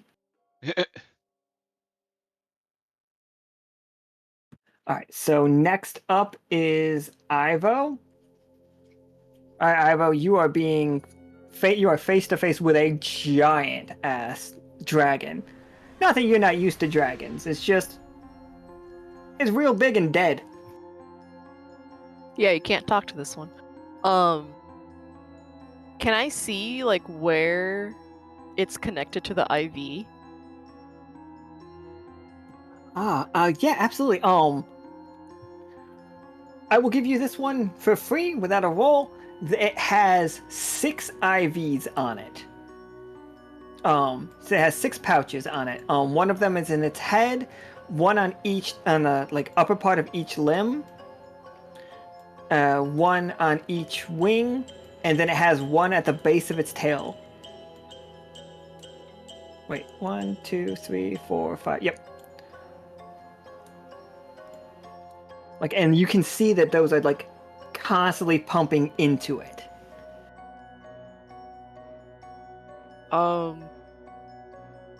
How far up the leg is it? And like did it come off when Ento cut it off? No, he took the bottom part of it, the claw off. It is Okay. like at its shoulders basically. It's like here. I would say it's probably like, how many Ivos up is that? 1, 2, 3, 4, 5, 6. I would say it's probably like 30 feet in the air. Can I go after the one that's on the arm opposite of the one that got cut off? Oh, for sure. How are we going after it? I guess I'm using my butterfly wings. All right, just banging the things together and growing wings. Adorable. Also, probably going to be gruesome, but give me the roll. I think this one's just 1d20 because those things are really on there. Okay, all right. I see that the dice are in your favor. Don't say that's gonna jinx it now. Right? So you get up to it and you see the fact that this has like it is held in place both by like its decaying skin, but also it's been bolted to it. Like somebody's gone out of their way to like not rivets, but bolt. Like, yeah, somebody has a bolt gun situation and it's just like thunk, thunk. Like, you can straight up destroy the the pack right now with that 18, you got it. Just like slash it across, and like it will leak out all of its gunk, unless you want it. And I will tell you right now, this gunk looks a little bit more concentrated than the stuff in the tree.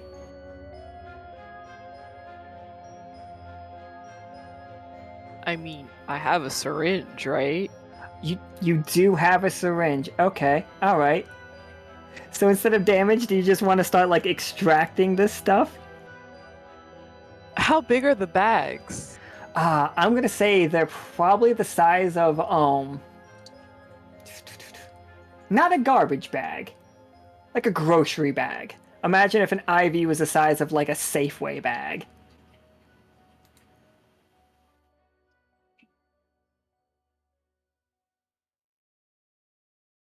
I forgot I could do that.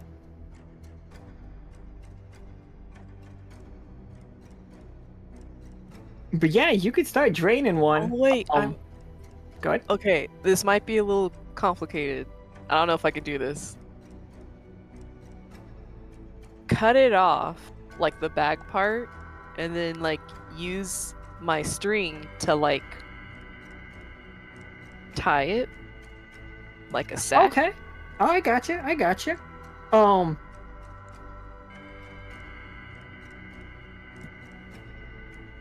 So, absolutely. So, we cut it and then just really quickly sew it up, kind of deal, like, or like tie it off. Yeah, you like said? obviously some's gonna leak out, but like I still capture some. Yeah, with an 18, I think that's perfectly fine. Yay. It is, like, you're up there, you've got it.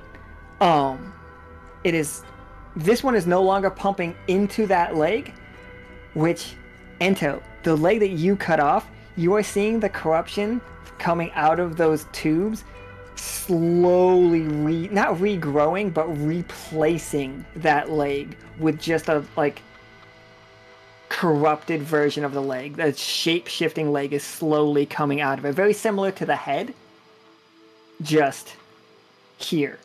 Like, you did damage to it. I'm not taking away your damage. Like, you can just see, as long as it's got this IV, it's gonna regrow. Yummy. Alright, Tsoki, what you got? Can I get Catori to launch me up to the wings? I don't mind. Let's do it. Uppies. Yeah, uppies. Uppies. Alright. Both of you two give me a 20. This isn't going to take your turn, Catori, but I do need you to give me a 20-sider to throw Tsoki. Alright, 10. And Tsoki? Heyo. Block. Alright. All right, so Alan, you've been playing Dragon's Dogma, right? Sure have. All right, so you know how rogues have like the helm splitter move where they just spit a bunch. Oh yeah, watch Nika play. Just that. I want to do that, and I'm aiming for the wing because I want one of these wings for myself. Absolutely. Catori, what's it look like when you throw Tsoki? How do you throw him? Like, I just need to know. I feel like because Soki's got this rock strapped, it's got to be like shot put style. Just Catori's spinning around with her hand next to her head, Tsoki like tightly like balled up. Yeah. It's like woof. And then Tsoki's just a fucking buzzsaw. Yeah. Which sword? Oh no, is it your scythe? Do you have It's your a scythe. That? It's Yeah. the scythe. Alright. It's just a spinning ball of green flame, just going through the air. You take that wing clean off, just like it falls to the ground. How much damage does your scythe do on a regular hit? Oh, did I never tell you? Nope. To fit in with like everything else this arc, I'm thinking it's gonna do 6. Okay. Regular. But cleaving that wing off, slams on the ground. Where did you cleave it off? Before, so the if you want the wing, you can't take the IV because the IV is like before the wing. That's fine. I want the wing, so I'm going for the wing. All right. Add Greg's wing. Sorry, not Greg's. Add Jeffrey's wing. Undead Jeffrey's wing to our inventory of magical items that we will begin crafting with shortly. I'm working on it. It's the next half of the arc. And you guys can use each other's stuff too, but for the person who took the part gets first claim on that part. Just for the record. Do we also add the foot? Oh yeah, we add the foot too. So we got Jeffrey's foot. Oh man, we can have dragon fucking cookout. I'm not eating that. I wouldn't either. It seems like a terrible idea. Gemini would though. I was gonna say Gemini could probably use an A recipe. So yeah, Tsoki with a 20, so you did the buzzsaw thing, cut the wing off. Where did you land? And we know you landed safely. You could do superhero landing if that's what you're after. Kind of want to land on its back. All right, absolutely. Just like get caught on its tail and just be like on its tail now. That'd probably make more sense. For sure, yeah. I'm gonna put you back there. All right, Catori, you've just massively successfully shot-putted Tsoki on top of the dragon. Its wing came off, its leg came off. How much damage was that? Sorry. No, that was another 12. Okay. So in total, we've done 24 to this thing. In no time. Plus, we've stopped it from regenerating partially. And it hasn't even gotten to go yet. I'm so excited that I did something correctly. So far, this game. Just the one thing. So I'm going to take it as a win. Thank you. I would take it too.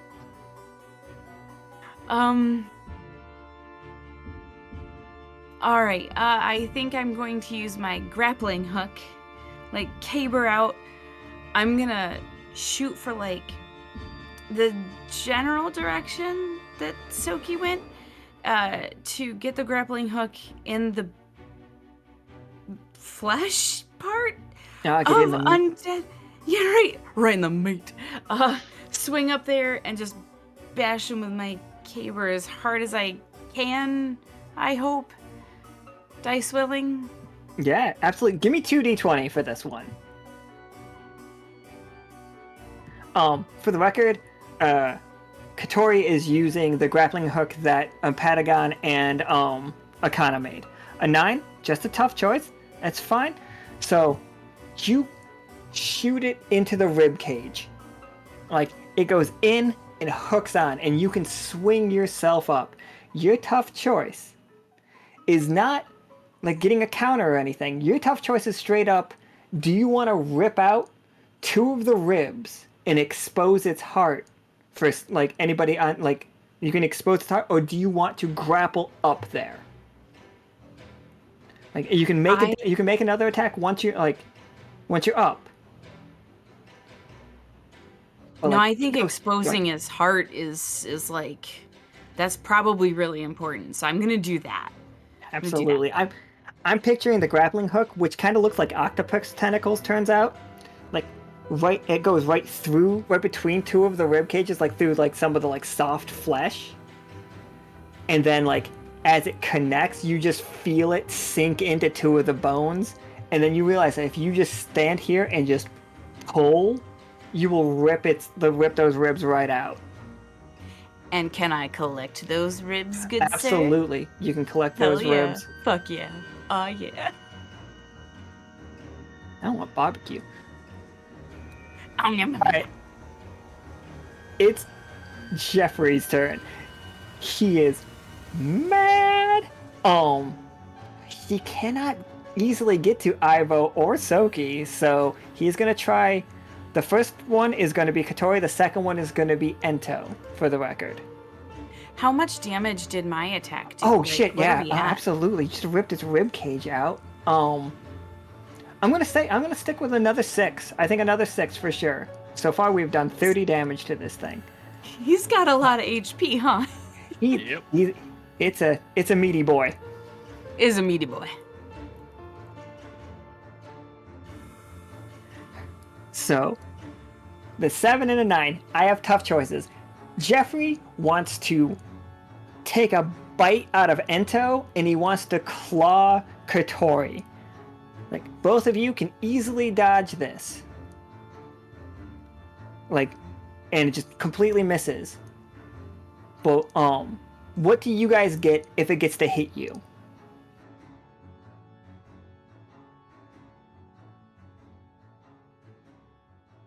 What do we get? Yeah, so do you want to make a counterattack? Do you just want to take another part of its body off? Do you want to learn something? You said I he wants to mean- take a bite of me?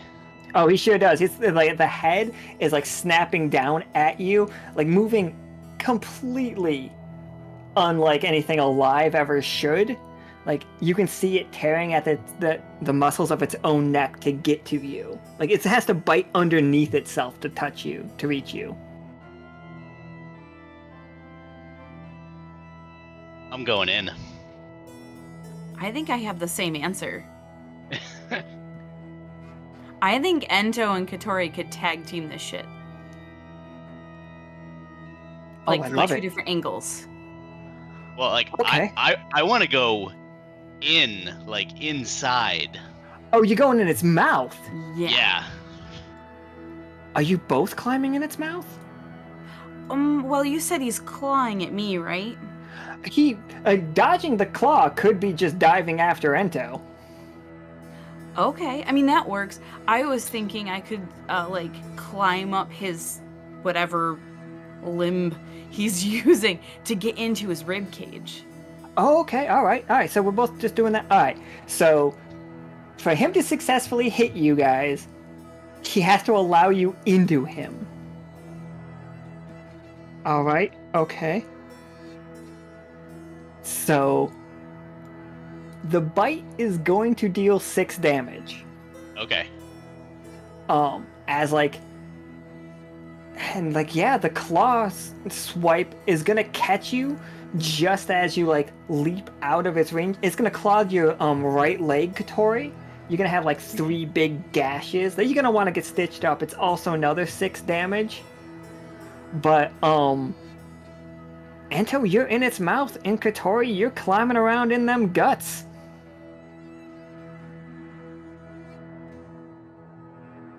Ew. Gross. So do we get to counter? I mean, absolutely. Both of you guys roll your attacks once you're in these spots. Okay, so can I want to do, I don't know if this is cool. I would like to kind of like be in its throat and do a whirlwind.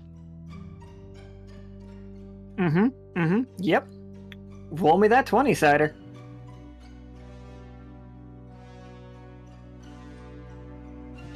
$19. Beautiful. Just Oh. Actually, wait, no. I'm gonna use a card. Ento makes his own luck. Well, he has to now. Right? I have a regret. Okay? Oh no, I'm gonna love this. I think going forward, whenever any Warpletinger rolls a 1, it's automatically an F in chat. Just for the record. Just moving Yes. forward. Like, with the destruction of that statue, any reap and sow is like, it counts as an F in chat too. Doesn't matter. I have now single-handedly Oh, you've harmed. killed some. I love the Warpletinger so much, and I have single-handedly just fucked them all over, and I'm so Wait, sorry. that's when we see the rest of the family. No, All of them. All of them. no, please. So, yeah. Ento, you just start spinning inside of it. Catori, can you roll me your attack? What's your attack inside the guts? I'll get back to you, Ento, in a second. Yeah. So my goal is, I mean, I don't know if I'm allowed to. You can tell me, obviously. I would like to use my grappling hook again to use the blades on it. I want to shoot up at like the top-ish of the heart and then promptly like rip it down to rip the heart open and maybe out. Like just do as much damage to the heart as I can. Yeah, give me that D20. Can I do 2d20s because we know that we already have that information that like it's a big deal? That is fair. That is fair. Give me the 2D20. I need all the help I can get.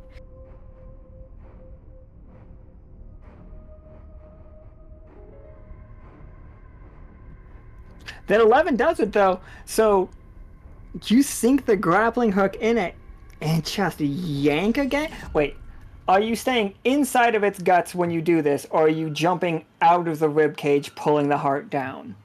This is important for me to know. I'm probably going to like, so I'm shooting at the heart. The second that I see that it's lodged in there, I'm using my own momentum as I'm running out to rip down like right through the ribs, right to the ground. I'm putting all my ass into it and I'm just ripping right toward the ground. Love it. You come down in just a shower of that corrupted blood pumping out of its heart. And like, don't worry, you're dodging it.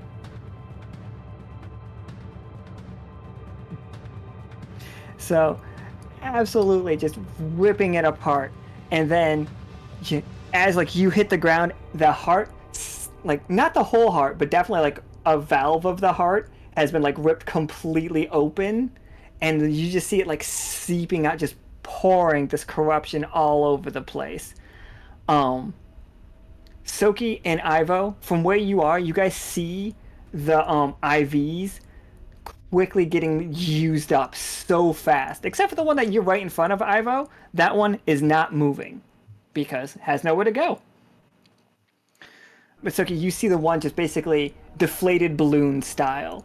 Like, and you see the heart pumping so fast, trying to like recover as much as it can, as Ento just comes out of this thing's throat, spinning two swords, and the head just goes end over end over end and smashes and lands on the ground as the body collapses to the ground right in front of you guys. It is in a pool of that corruption right now, just so we know, but that's where we are right now. The head. So Go ahead. now we have the head. Yes, we now have Jeffrey's head and Jeffrey's heart. Head, heart, yeah, and that wing. shit. We've almost Ribs. got a full Also dragon. ribs. Yeah. We got a rack of dragon. We don't need a dragon. We got a dragon at home. We have This- to build him. This is a corrupted heart, though, Caustic. This is not this is like not fully corrupted though, because it's different. And so, what are we doing? We're collecting materials. Yeah, like he's still moving around. He's just in the recovery state right now, right? The heart is not beating anymore. Oh, and it's beating very, very slowly. And the head is not attached.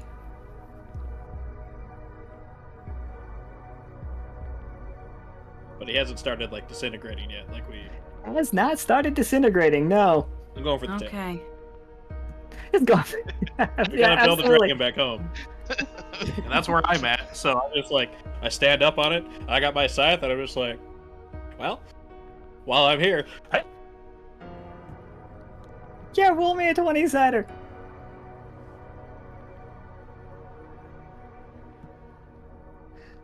I think this wants a second one as well, by the way. Because it is not moving. But if this one's a oh, yeah, worse. that failure does it. That's a 2-1 if this is a physical one from my rock. If you want to play with that. This is physical. So,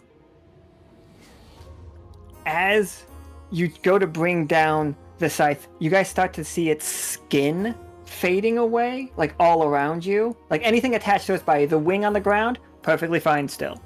Like, head, mostly fine, but it does seem like the bones are moving out of it and reconnecting to the neck as it fades away, but leaves, 1 second, here it is, here we go, a significantly more dangerous threat. Like, Ugh. skeleton stands up and it is just full of the like thick corruption. Not the stuff that was in the IVs. This stuff is corrupt, like full on dangerous. Actually, this is the stuff that was in the IV that Ivo has. Question. Yeah, go ahead. You guys don't have to be on this, by the way. How much damage did both Catori and I do? Oh, Catori did 8, ripping out the heart, and Ento with a crit inside it like that, I would say you did 24. Okay. So we're at 30, then we did 24, and then we did So we should 8. be at 62. 62. Good, my math still has not failed me. What's that? I want to add real quick. As Tsoki went for that slash, he's just off balance, and he swung too far back, and then he just fell off the tail comically. With like a, ah! Absolutely. All right. I'm gonna roll its attack now. It is Catori, you're 1, Ento, you're 2, Ivo, you're 3, Tsoki, you're 4. Hashtag blessed. It rolled a 1 on Catori. Ignore the other ones, guys. Catori, how did you stop this thing from, like, it was rearing up. It's like in a silent roar. You see a massive, like, it's the wing that that Tsoki cut off is now just corruption, which is really handy that looks like that. Like, there's no like structure there. It's all just like flailing around, and it's gonna transform that ooze into a giant claw, and it's trying to just slams the claw on the ground and just tries to run all 4 of you over with it. But it's a 1, and you stopped it clean. What did it look like for Catori to stop this thing? I just decided to match energies with my caber and charge right at it and swing back. Yeah. Absolutely. Catori, I think like your blue eye is just like going, and like for a second, like as you connect, it's just silver fire bursts from your caber and just rips the corrupted wing off. Like, this isn't something we can collect because it is just straight corruption as it like hits the ground and starts burning off, like allowing all of you to get a clean attack on it right now. Like, you still have to make the roll, but How much damage did that do? that for a 1 with her caber, it's another 12, so it's what, 74. Okay, so for my attack, I'd like to use one of my scimitars. I'd like to use the Scimitar of Regrets Echoing Wounds ability. I forgot about that. Yikes. With a resonant slash, the scimitar forces its target to relive the pain of their injuries sustained in the ongoing combat. The target suffers damage equivalent to the total they have already taken in the current encounter. Yeah, for sure. Go ahead and roll me. Give me 2d20.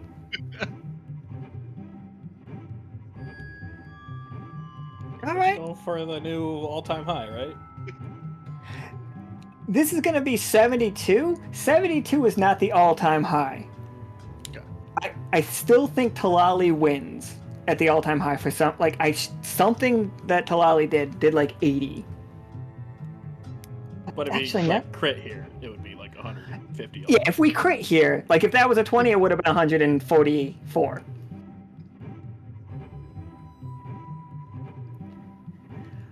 But yeah, kill it, Ento.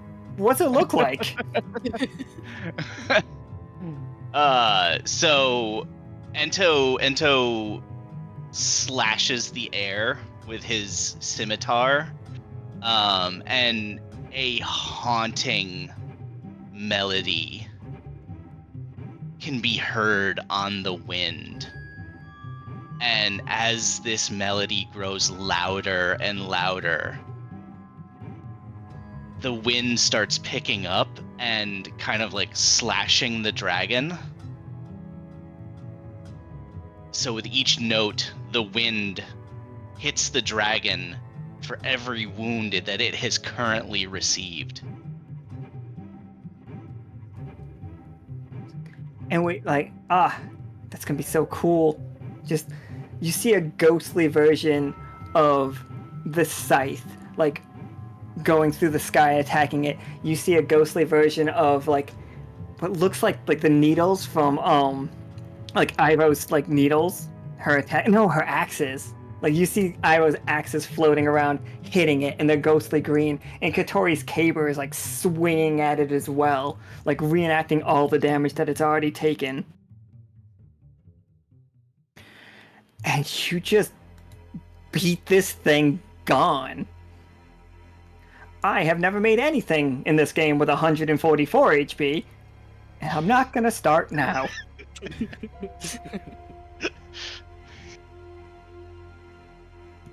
So, with him dead, like, the bones collapse to the ground, and they do the, like, peeling off into, the aether thing. Like, blown away on the wind, and Ento just standing there like, get fucked.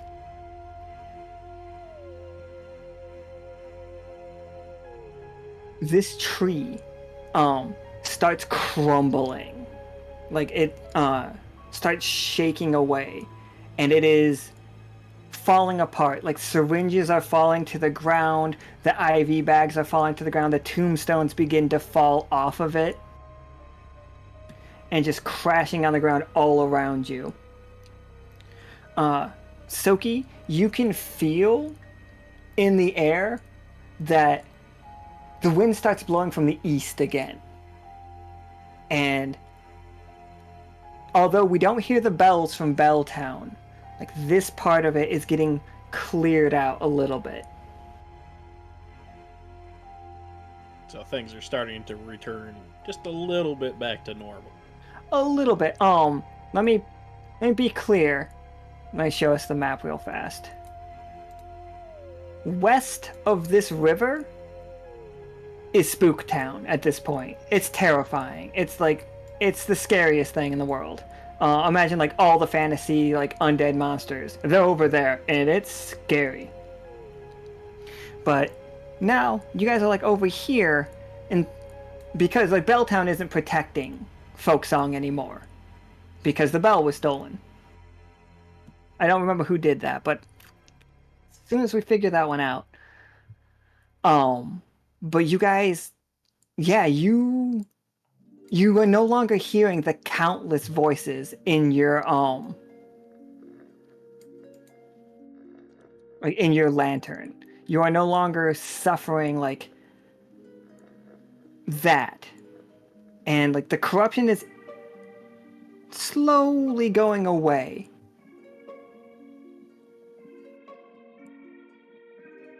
Hey, did you want to check in on Chester? That was the thing that I was going to do that at the beginning of the game, but... So I think we're going to take a pit stop at Tomb Squad Tower. Oh, okay, don't worry, I got that. For snacks and to store all these monster parts so we don't have to carry them everywhere. Yay, snack time! Yeah, we got all sorts of going stuff inside. in here. All right. Rosie and Blueberries make sure that everything is stocked full. You can find anything you want. Catori, I know you make some good ass snack, so. Oh, you're so sweet. Thank you. But yeah, the letter, as I was explaining before we got distracted, we're supposed to meet up with Chester and Yoke. I think he's got a problem he needs for us to solve, but I also wouldn't be surprised if we just took care of that and we'll just tell him that it's done already.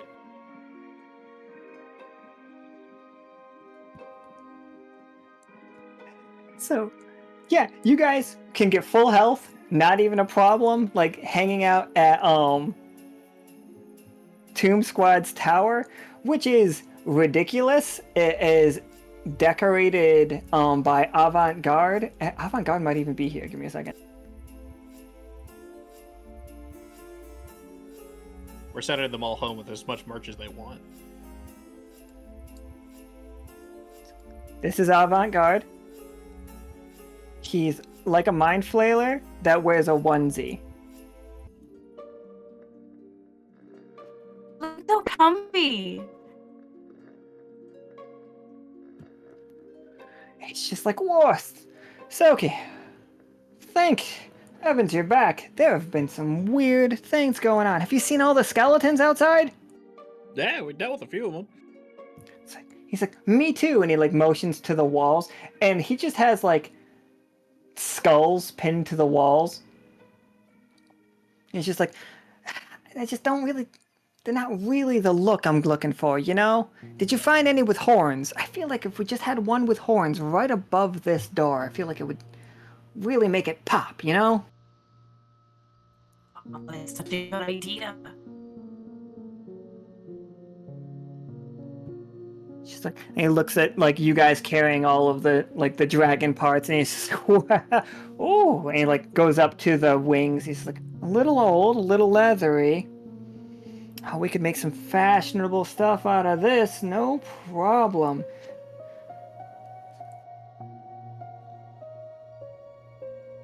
Do we have somebody in mind for making all this stuff in the second half of this arc yet? There Can I is recruit? Okay. You can recruit Avant-Garde help? anybody. Like you can recruit Avant-Garde to like help you design. Like he's mostly good at furniture, though. Yeah. Okay. Yeah. Anything that Avant-Garde would make out of stuff is furniture. Anything that the Bones Cleaver guy in Delve makes would be like weapons. And there is going to be somebody for armor. We've met them. They were in the like metal. I think his name is Metal. No, Iron Make. Iron Make can make weapons or prosthetics. Catori is thinking that she has a goat horn at home that would look really cool mounted on the side of the skull. Oh, sick. say. So did you happen to bring it? Like, what's in that bag? No. I mean, It's let like- me check. Let me check. Just for the record, where did we get this goat skull? No, it's a goat horn. I knocked Goat it off of, remember when we broke into the museum? That's... Mm-hmm. All right. Catori punched it off of that goat? Or ripped Oh, it shit, off? We Are has a broken horn. I forgot that We Are has a broken horn. I'm sorry, I gotta change the Yes. R for We Are. He has a broken horn, And everybody. Catori owns it. And yes, it does happen to be in her monster bag, because I say so. Just like, he grabs it, he looks at it, he's just like, this'll be amazing. He like puts it up to his mouth and like mocks playing a little trumpet with it. He's like, I'm just kidding. I don't think it's in tune. Yeah, I doubt it. The guy was really out of his words.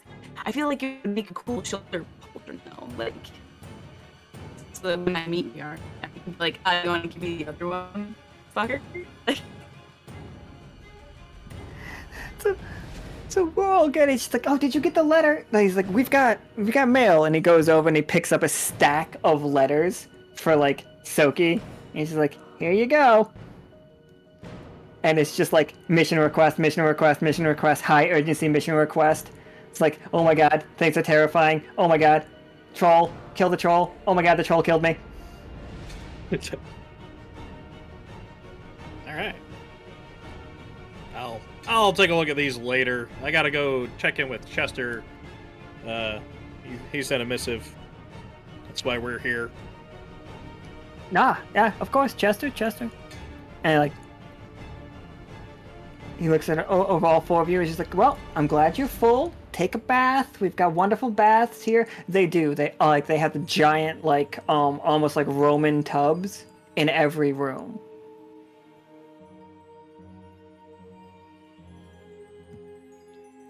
And real quick, because we did this out of order. My own fault too. We're in Yoke, like walking through Yoke. This merchant is. Did you leave all of those items at Tomb Squad headquarters? The monster parts. Yeah, they're safe. Like we're not. I'm not gonna. I just needed to know if you guys were dragging them around. My original idea was take them there because it was closer. That is fair. And then store them there for whenever we could come pick them up later. Absolutely. Not Chester. Avant can get you guys your stuff, no problem. So you walk into Guild HQ, and then Chester, the very kissable llama, voted 4 times in a row. Like most kissable person in all of Yoke.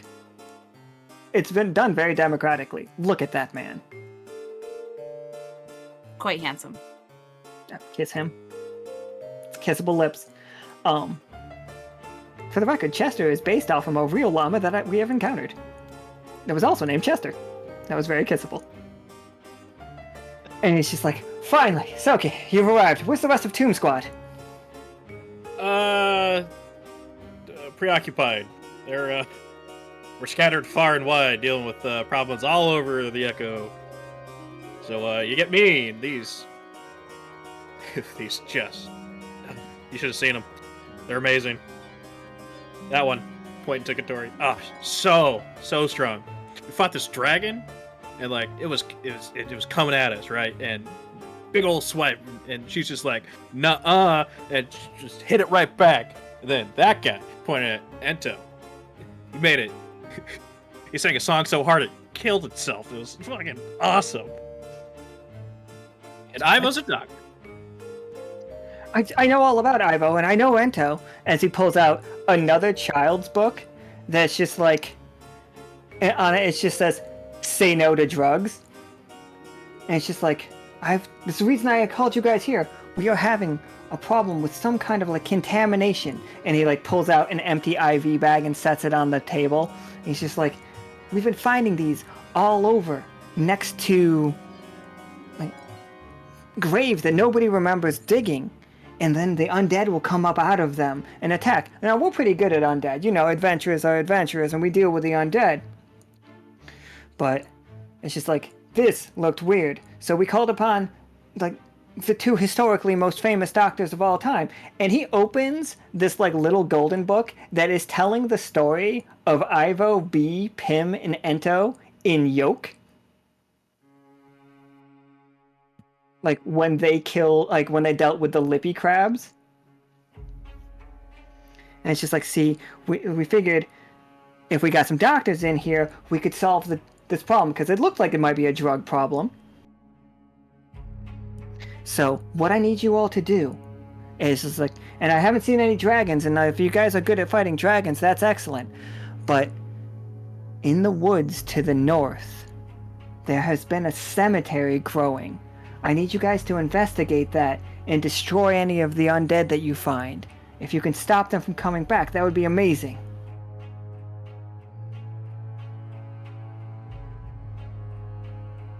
I think Tsoki's just gonna pull out the skull with the candle in it. I'm just gonna say, yeah, I think we took care of that on our way here. We got a little bit sidetracked. He grabs the skull. He's like, I knew him well. Catori's leaning over the book, just like gushing over. Oh my god, you guys are drawn so cute. Look at you. Ento, look. Oh my god, you guys are so here. And it's just like the adorable, like, roly-poly books or whatever you guys know, the golden books. Just with Ivo and Ento walking around, like, giving people lollipops and taking away their drugs. You guys are so beautiful in here. Oh my god, it's so great. Where did this come from? Ah, it's fantastic. It's one of the banned books. It's one of the books the library wants to keep away from us, but I've kept my collection safe. Good. This is a great book. Right? They keep saying that, oh no, there's some of those books out there that are like, they've got the wrong history in them, but I know the right history. You guys did this, right? And it's like, this is you, right, Ivo? Like, and he holds up the picture, and it's just like Ivo taking two butterfly axes from the body of one of the guards. Yeah, that was me. See, I knew this was the accurate history. And Ento, and you're a little bit bigger than you look in this book, though. Like, you've been working out. She's like, but I recognize those horns anywhere. This is you. And it's like the scene where Ento is like putting on B as a Mega Man suit. Yeah, that's how I remember it. Exactly, right? Good. And like, Tsoki, you knew who to bring. Well, right. Oh, but, like, hold on. And he looks at the skull, he's like, have you guys been to the north? Yeah. And he's like, oh, okay. Huh. Oh, also, the background of all of these pictures is not Yoke. It is not Yoke as you remember. It is not like a French city that was. It is Yoke. In the background, you guys see the egg, and you guys see, you see this, just straight up. That is what you guys are seeing in the background of an event that you guys do remember, and that you did do.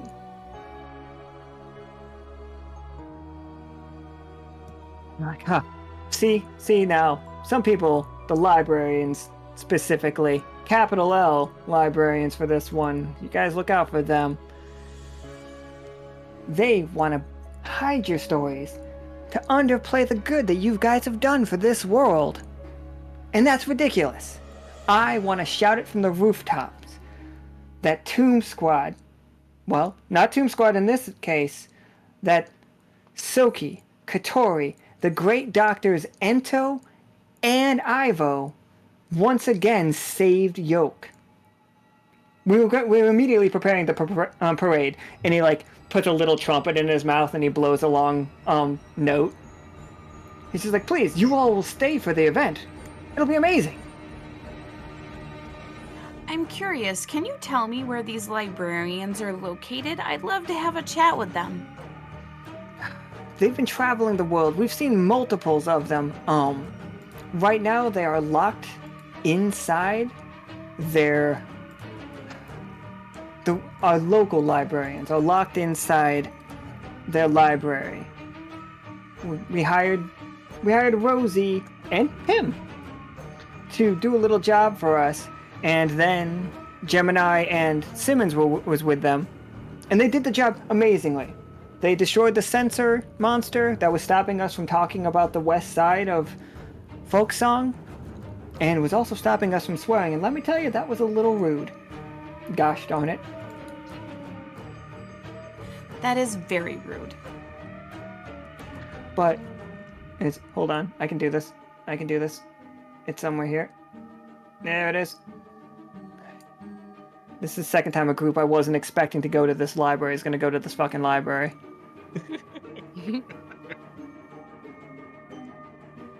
I'm just going to start putting this map, like this screen, on all of them just in case the party decides to go there. So here we go. Oh, let me grab all of our token. Chester too, because he's excited.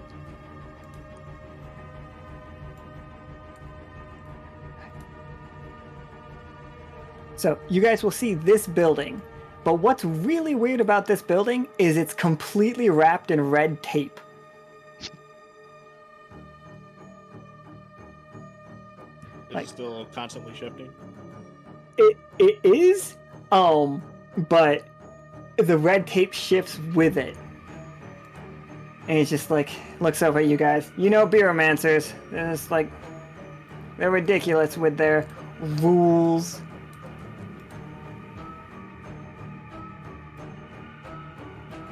I don't want anybody in there. And he's just like, be careful. Don't play with that tape. It's a trap. Lost a couple of my guards to it.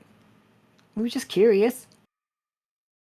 So are you saying our library cards don't work anymore? Oh, your library cards will work just fine if you can get past all that tape. It regenerates, in case you're wondering about slashing your way through it. I was thinking. Simmons and Pym got through it pretty easily. Well, easily is a strong word. They got attacked, but they made it in. Do we know if this is that this is where they are at right now? You suspect, but Peanut has been pretty like non-committal to it because it's supposed to be a secret mission. I think the airship is parked somewhere out here. Oh, hey, we've been looking for that. Pim's just got the club on it. It's like so. But it's a Warpeltinger version of it. It's a shillelagh. Do we have more information we need to give Chester about the cemetery before we choose to make any other random decisions? No, he's perfectly fine. He's good. Oh, do we tell him about Dr. Myers? Do we know that it was Dr. Myers? You don't know. You strongly suspect. Okay. So that's what I'll tell him at least. Yeah, well, we've determined that whoever's doing all of this is a doctor of some sort, or at least has some sort of history, medical, how everything was applied. It's almost like he's trying to create a synthetic corruption that we've been seeing on other sides of the world. It's like, I remember a doctor that came to town asking for things. We sent him to Provincial because they had they had tons and tons of books on anatomy. Mostly a history situation here. And like we study law and mathematics, of course. Not me. I just can't be bothered with books. I'm too busy kissing.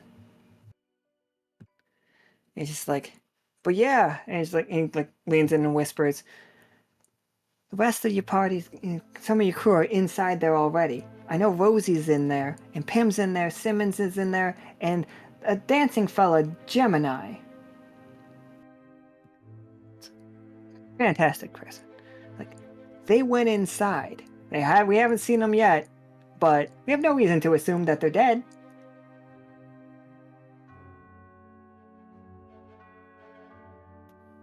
It's concerning a little. The dragons have been a little bit uppity lately. What with the book cleansing and telling us all that we're remembering things wrong. They had a massive meeting a couple weeks back before your friends showed up, telling everybody that history's wrong, to stop reading our books. I read my little golden books, and I kiss.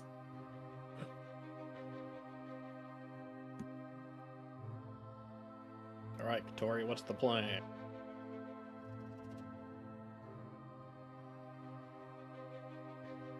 Well, you guys want to go check out some library books?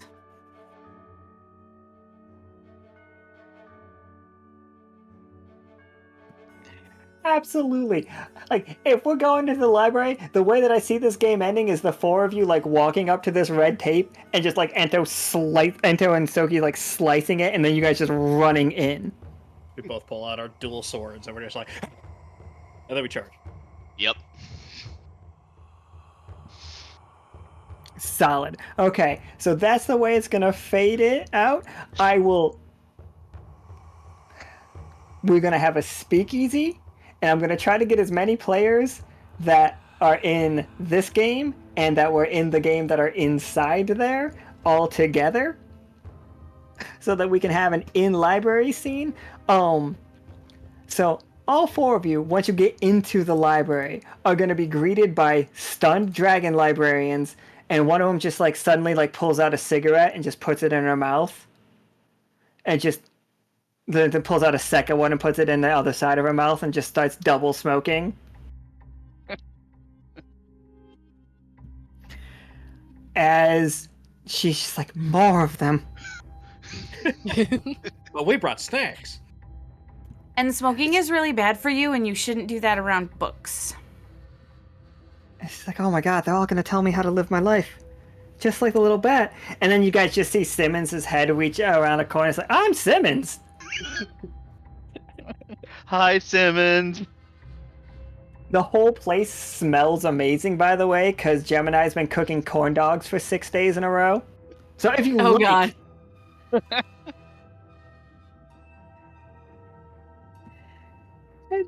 Yeah, there we go.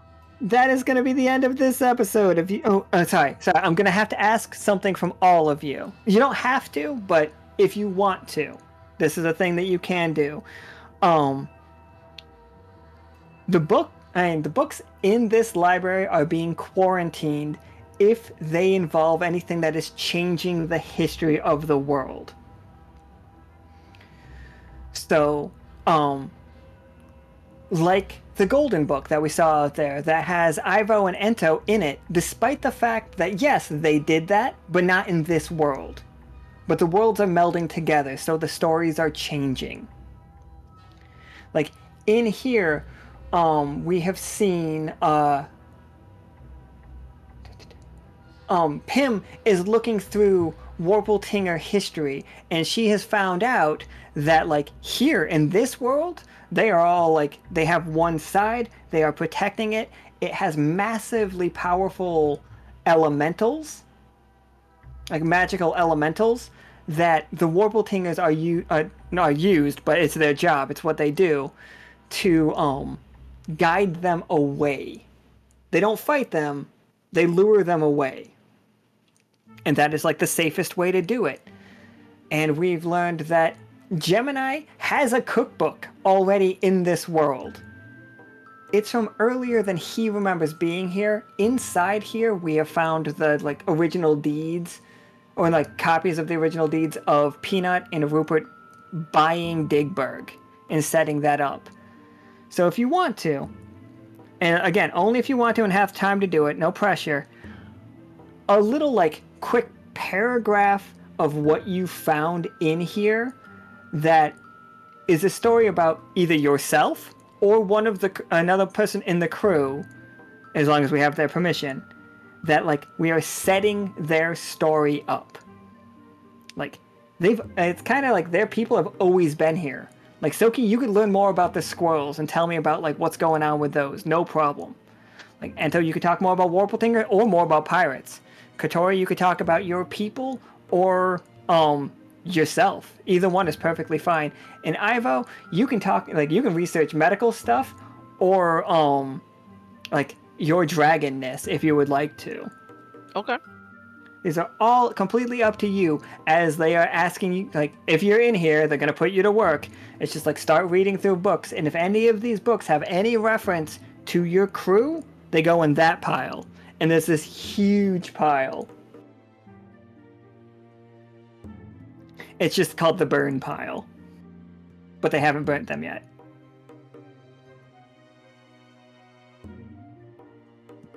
And there we go, everybody. Sorry, What's that? one question. Are they cataloging the books that are in the burn pile, or are they just being tossed in there willy-nilly? So, like, would they notice if some went missing? Oh, would they? I think initially they were cataloging when it was just Beeromancers in here, but then once they let Gemini, Simmons, Pim, and Rosie in here, it went out, like, immediately. Okay, thank you. No problem. So yeah, that is today's game.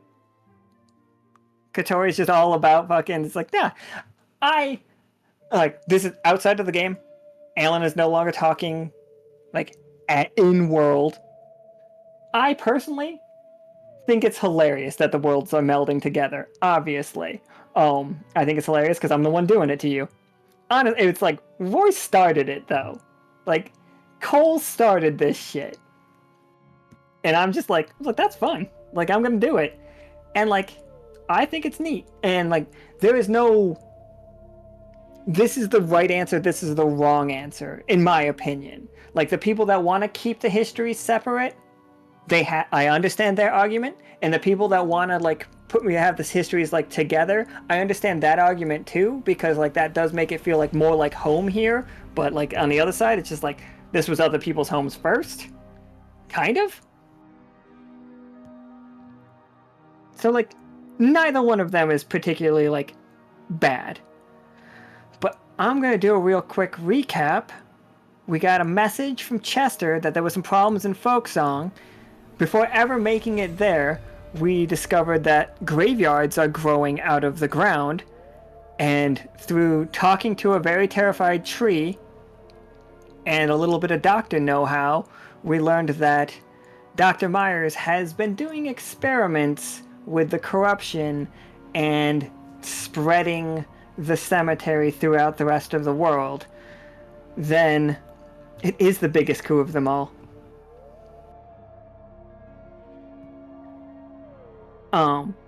And then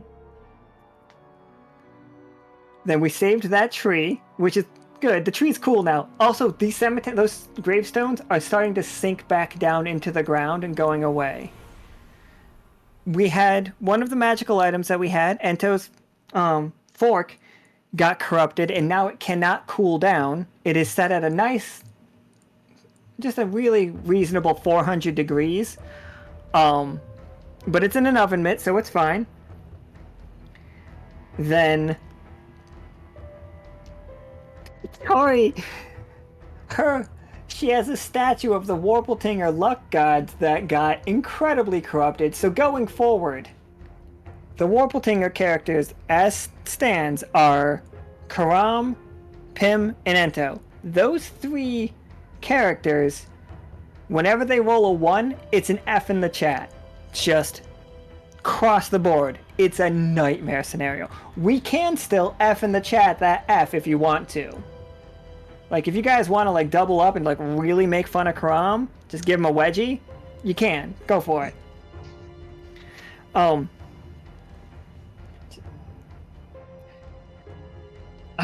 You had nothing to do with this one. It's like, oh, I guess I'll just... Oh, we got established races? I'll be a Warpletinger too. It's just like, alright, cool. And then, I'm sorry. Also, if we see any of the siblings, any of the other ones, if they have to roll, if they roll a 1, it's an F in chat for them. Also, Parse, or Aspera, or Gus. All of them. All 1s for Warpletingers are Fs in chat. I know, right? It's just like everybody's like, all right. It's like, you should be a Warpletinger. Yeah. And then it's just funny. It's really funny. Don't worry, it won't be forever. But you better uncorrupt that statue pretty quick.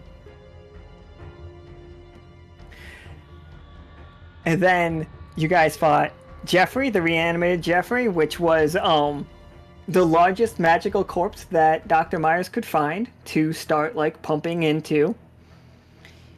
Ivo has 2 IV bags, one of pure corruption that Dr. Myers was using, and one which was the secondary one that came off the tree. So that's important.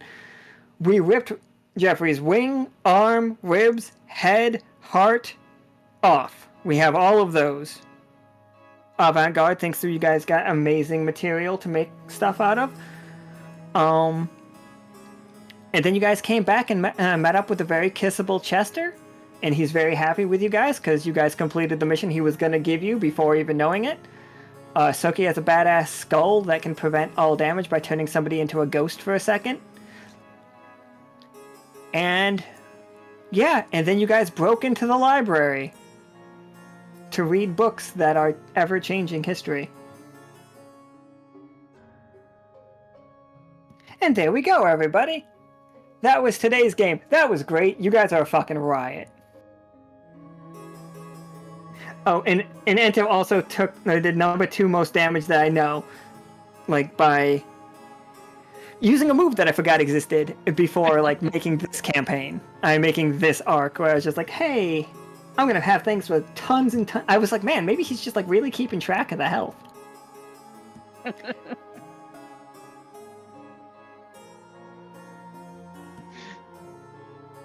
But yeah, everybody's in the library reading up on stuff that didn't happen.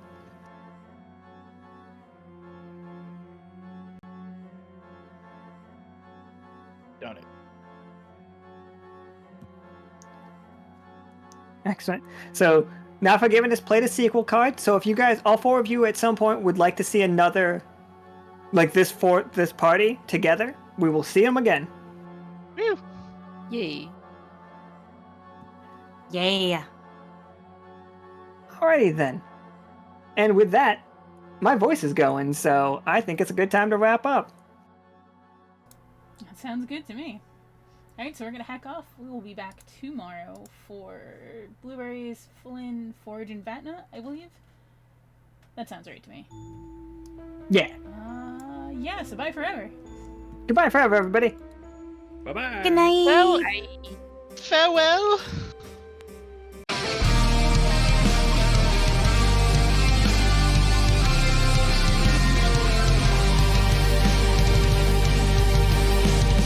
Born as a smith, here I forged my new home, protecting the crews amongst destiny's throes. Which is the right path that I value more? My tinkerer's tools or my magical form? In the danger, don't know what comes next, weaving my way with each step. On the path we wander through shadow and light, marching through valleys deep and wide, carving our fate and finding our home in this world unknown. Tracker of wolf folk, cursed with a plight, to embrace the darkness or chase the moonlight. Loyalty binds me to all I hold dear, eager to help, I'll embrace every fear. In the danger, don't know what comes next, weaving my way with each step. On the path we wander through shadow and light, marching through valleys deep and wide, carving our fate and finding our home in this world unknown.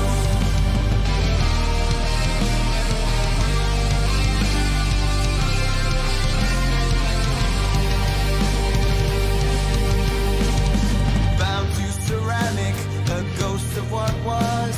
I yearn for the path to break free from my curse. Brave in the face of all my hidden strife, forward I journey to seek a new life. In the danger, don't know what comes next, weaving my way with each step. On the path we wander through shadow and light, marching through valleys deep and wide, carving our fate and finding our home in this world unknown.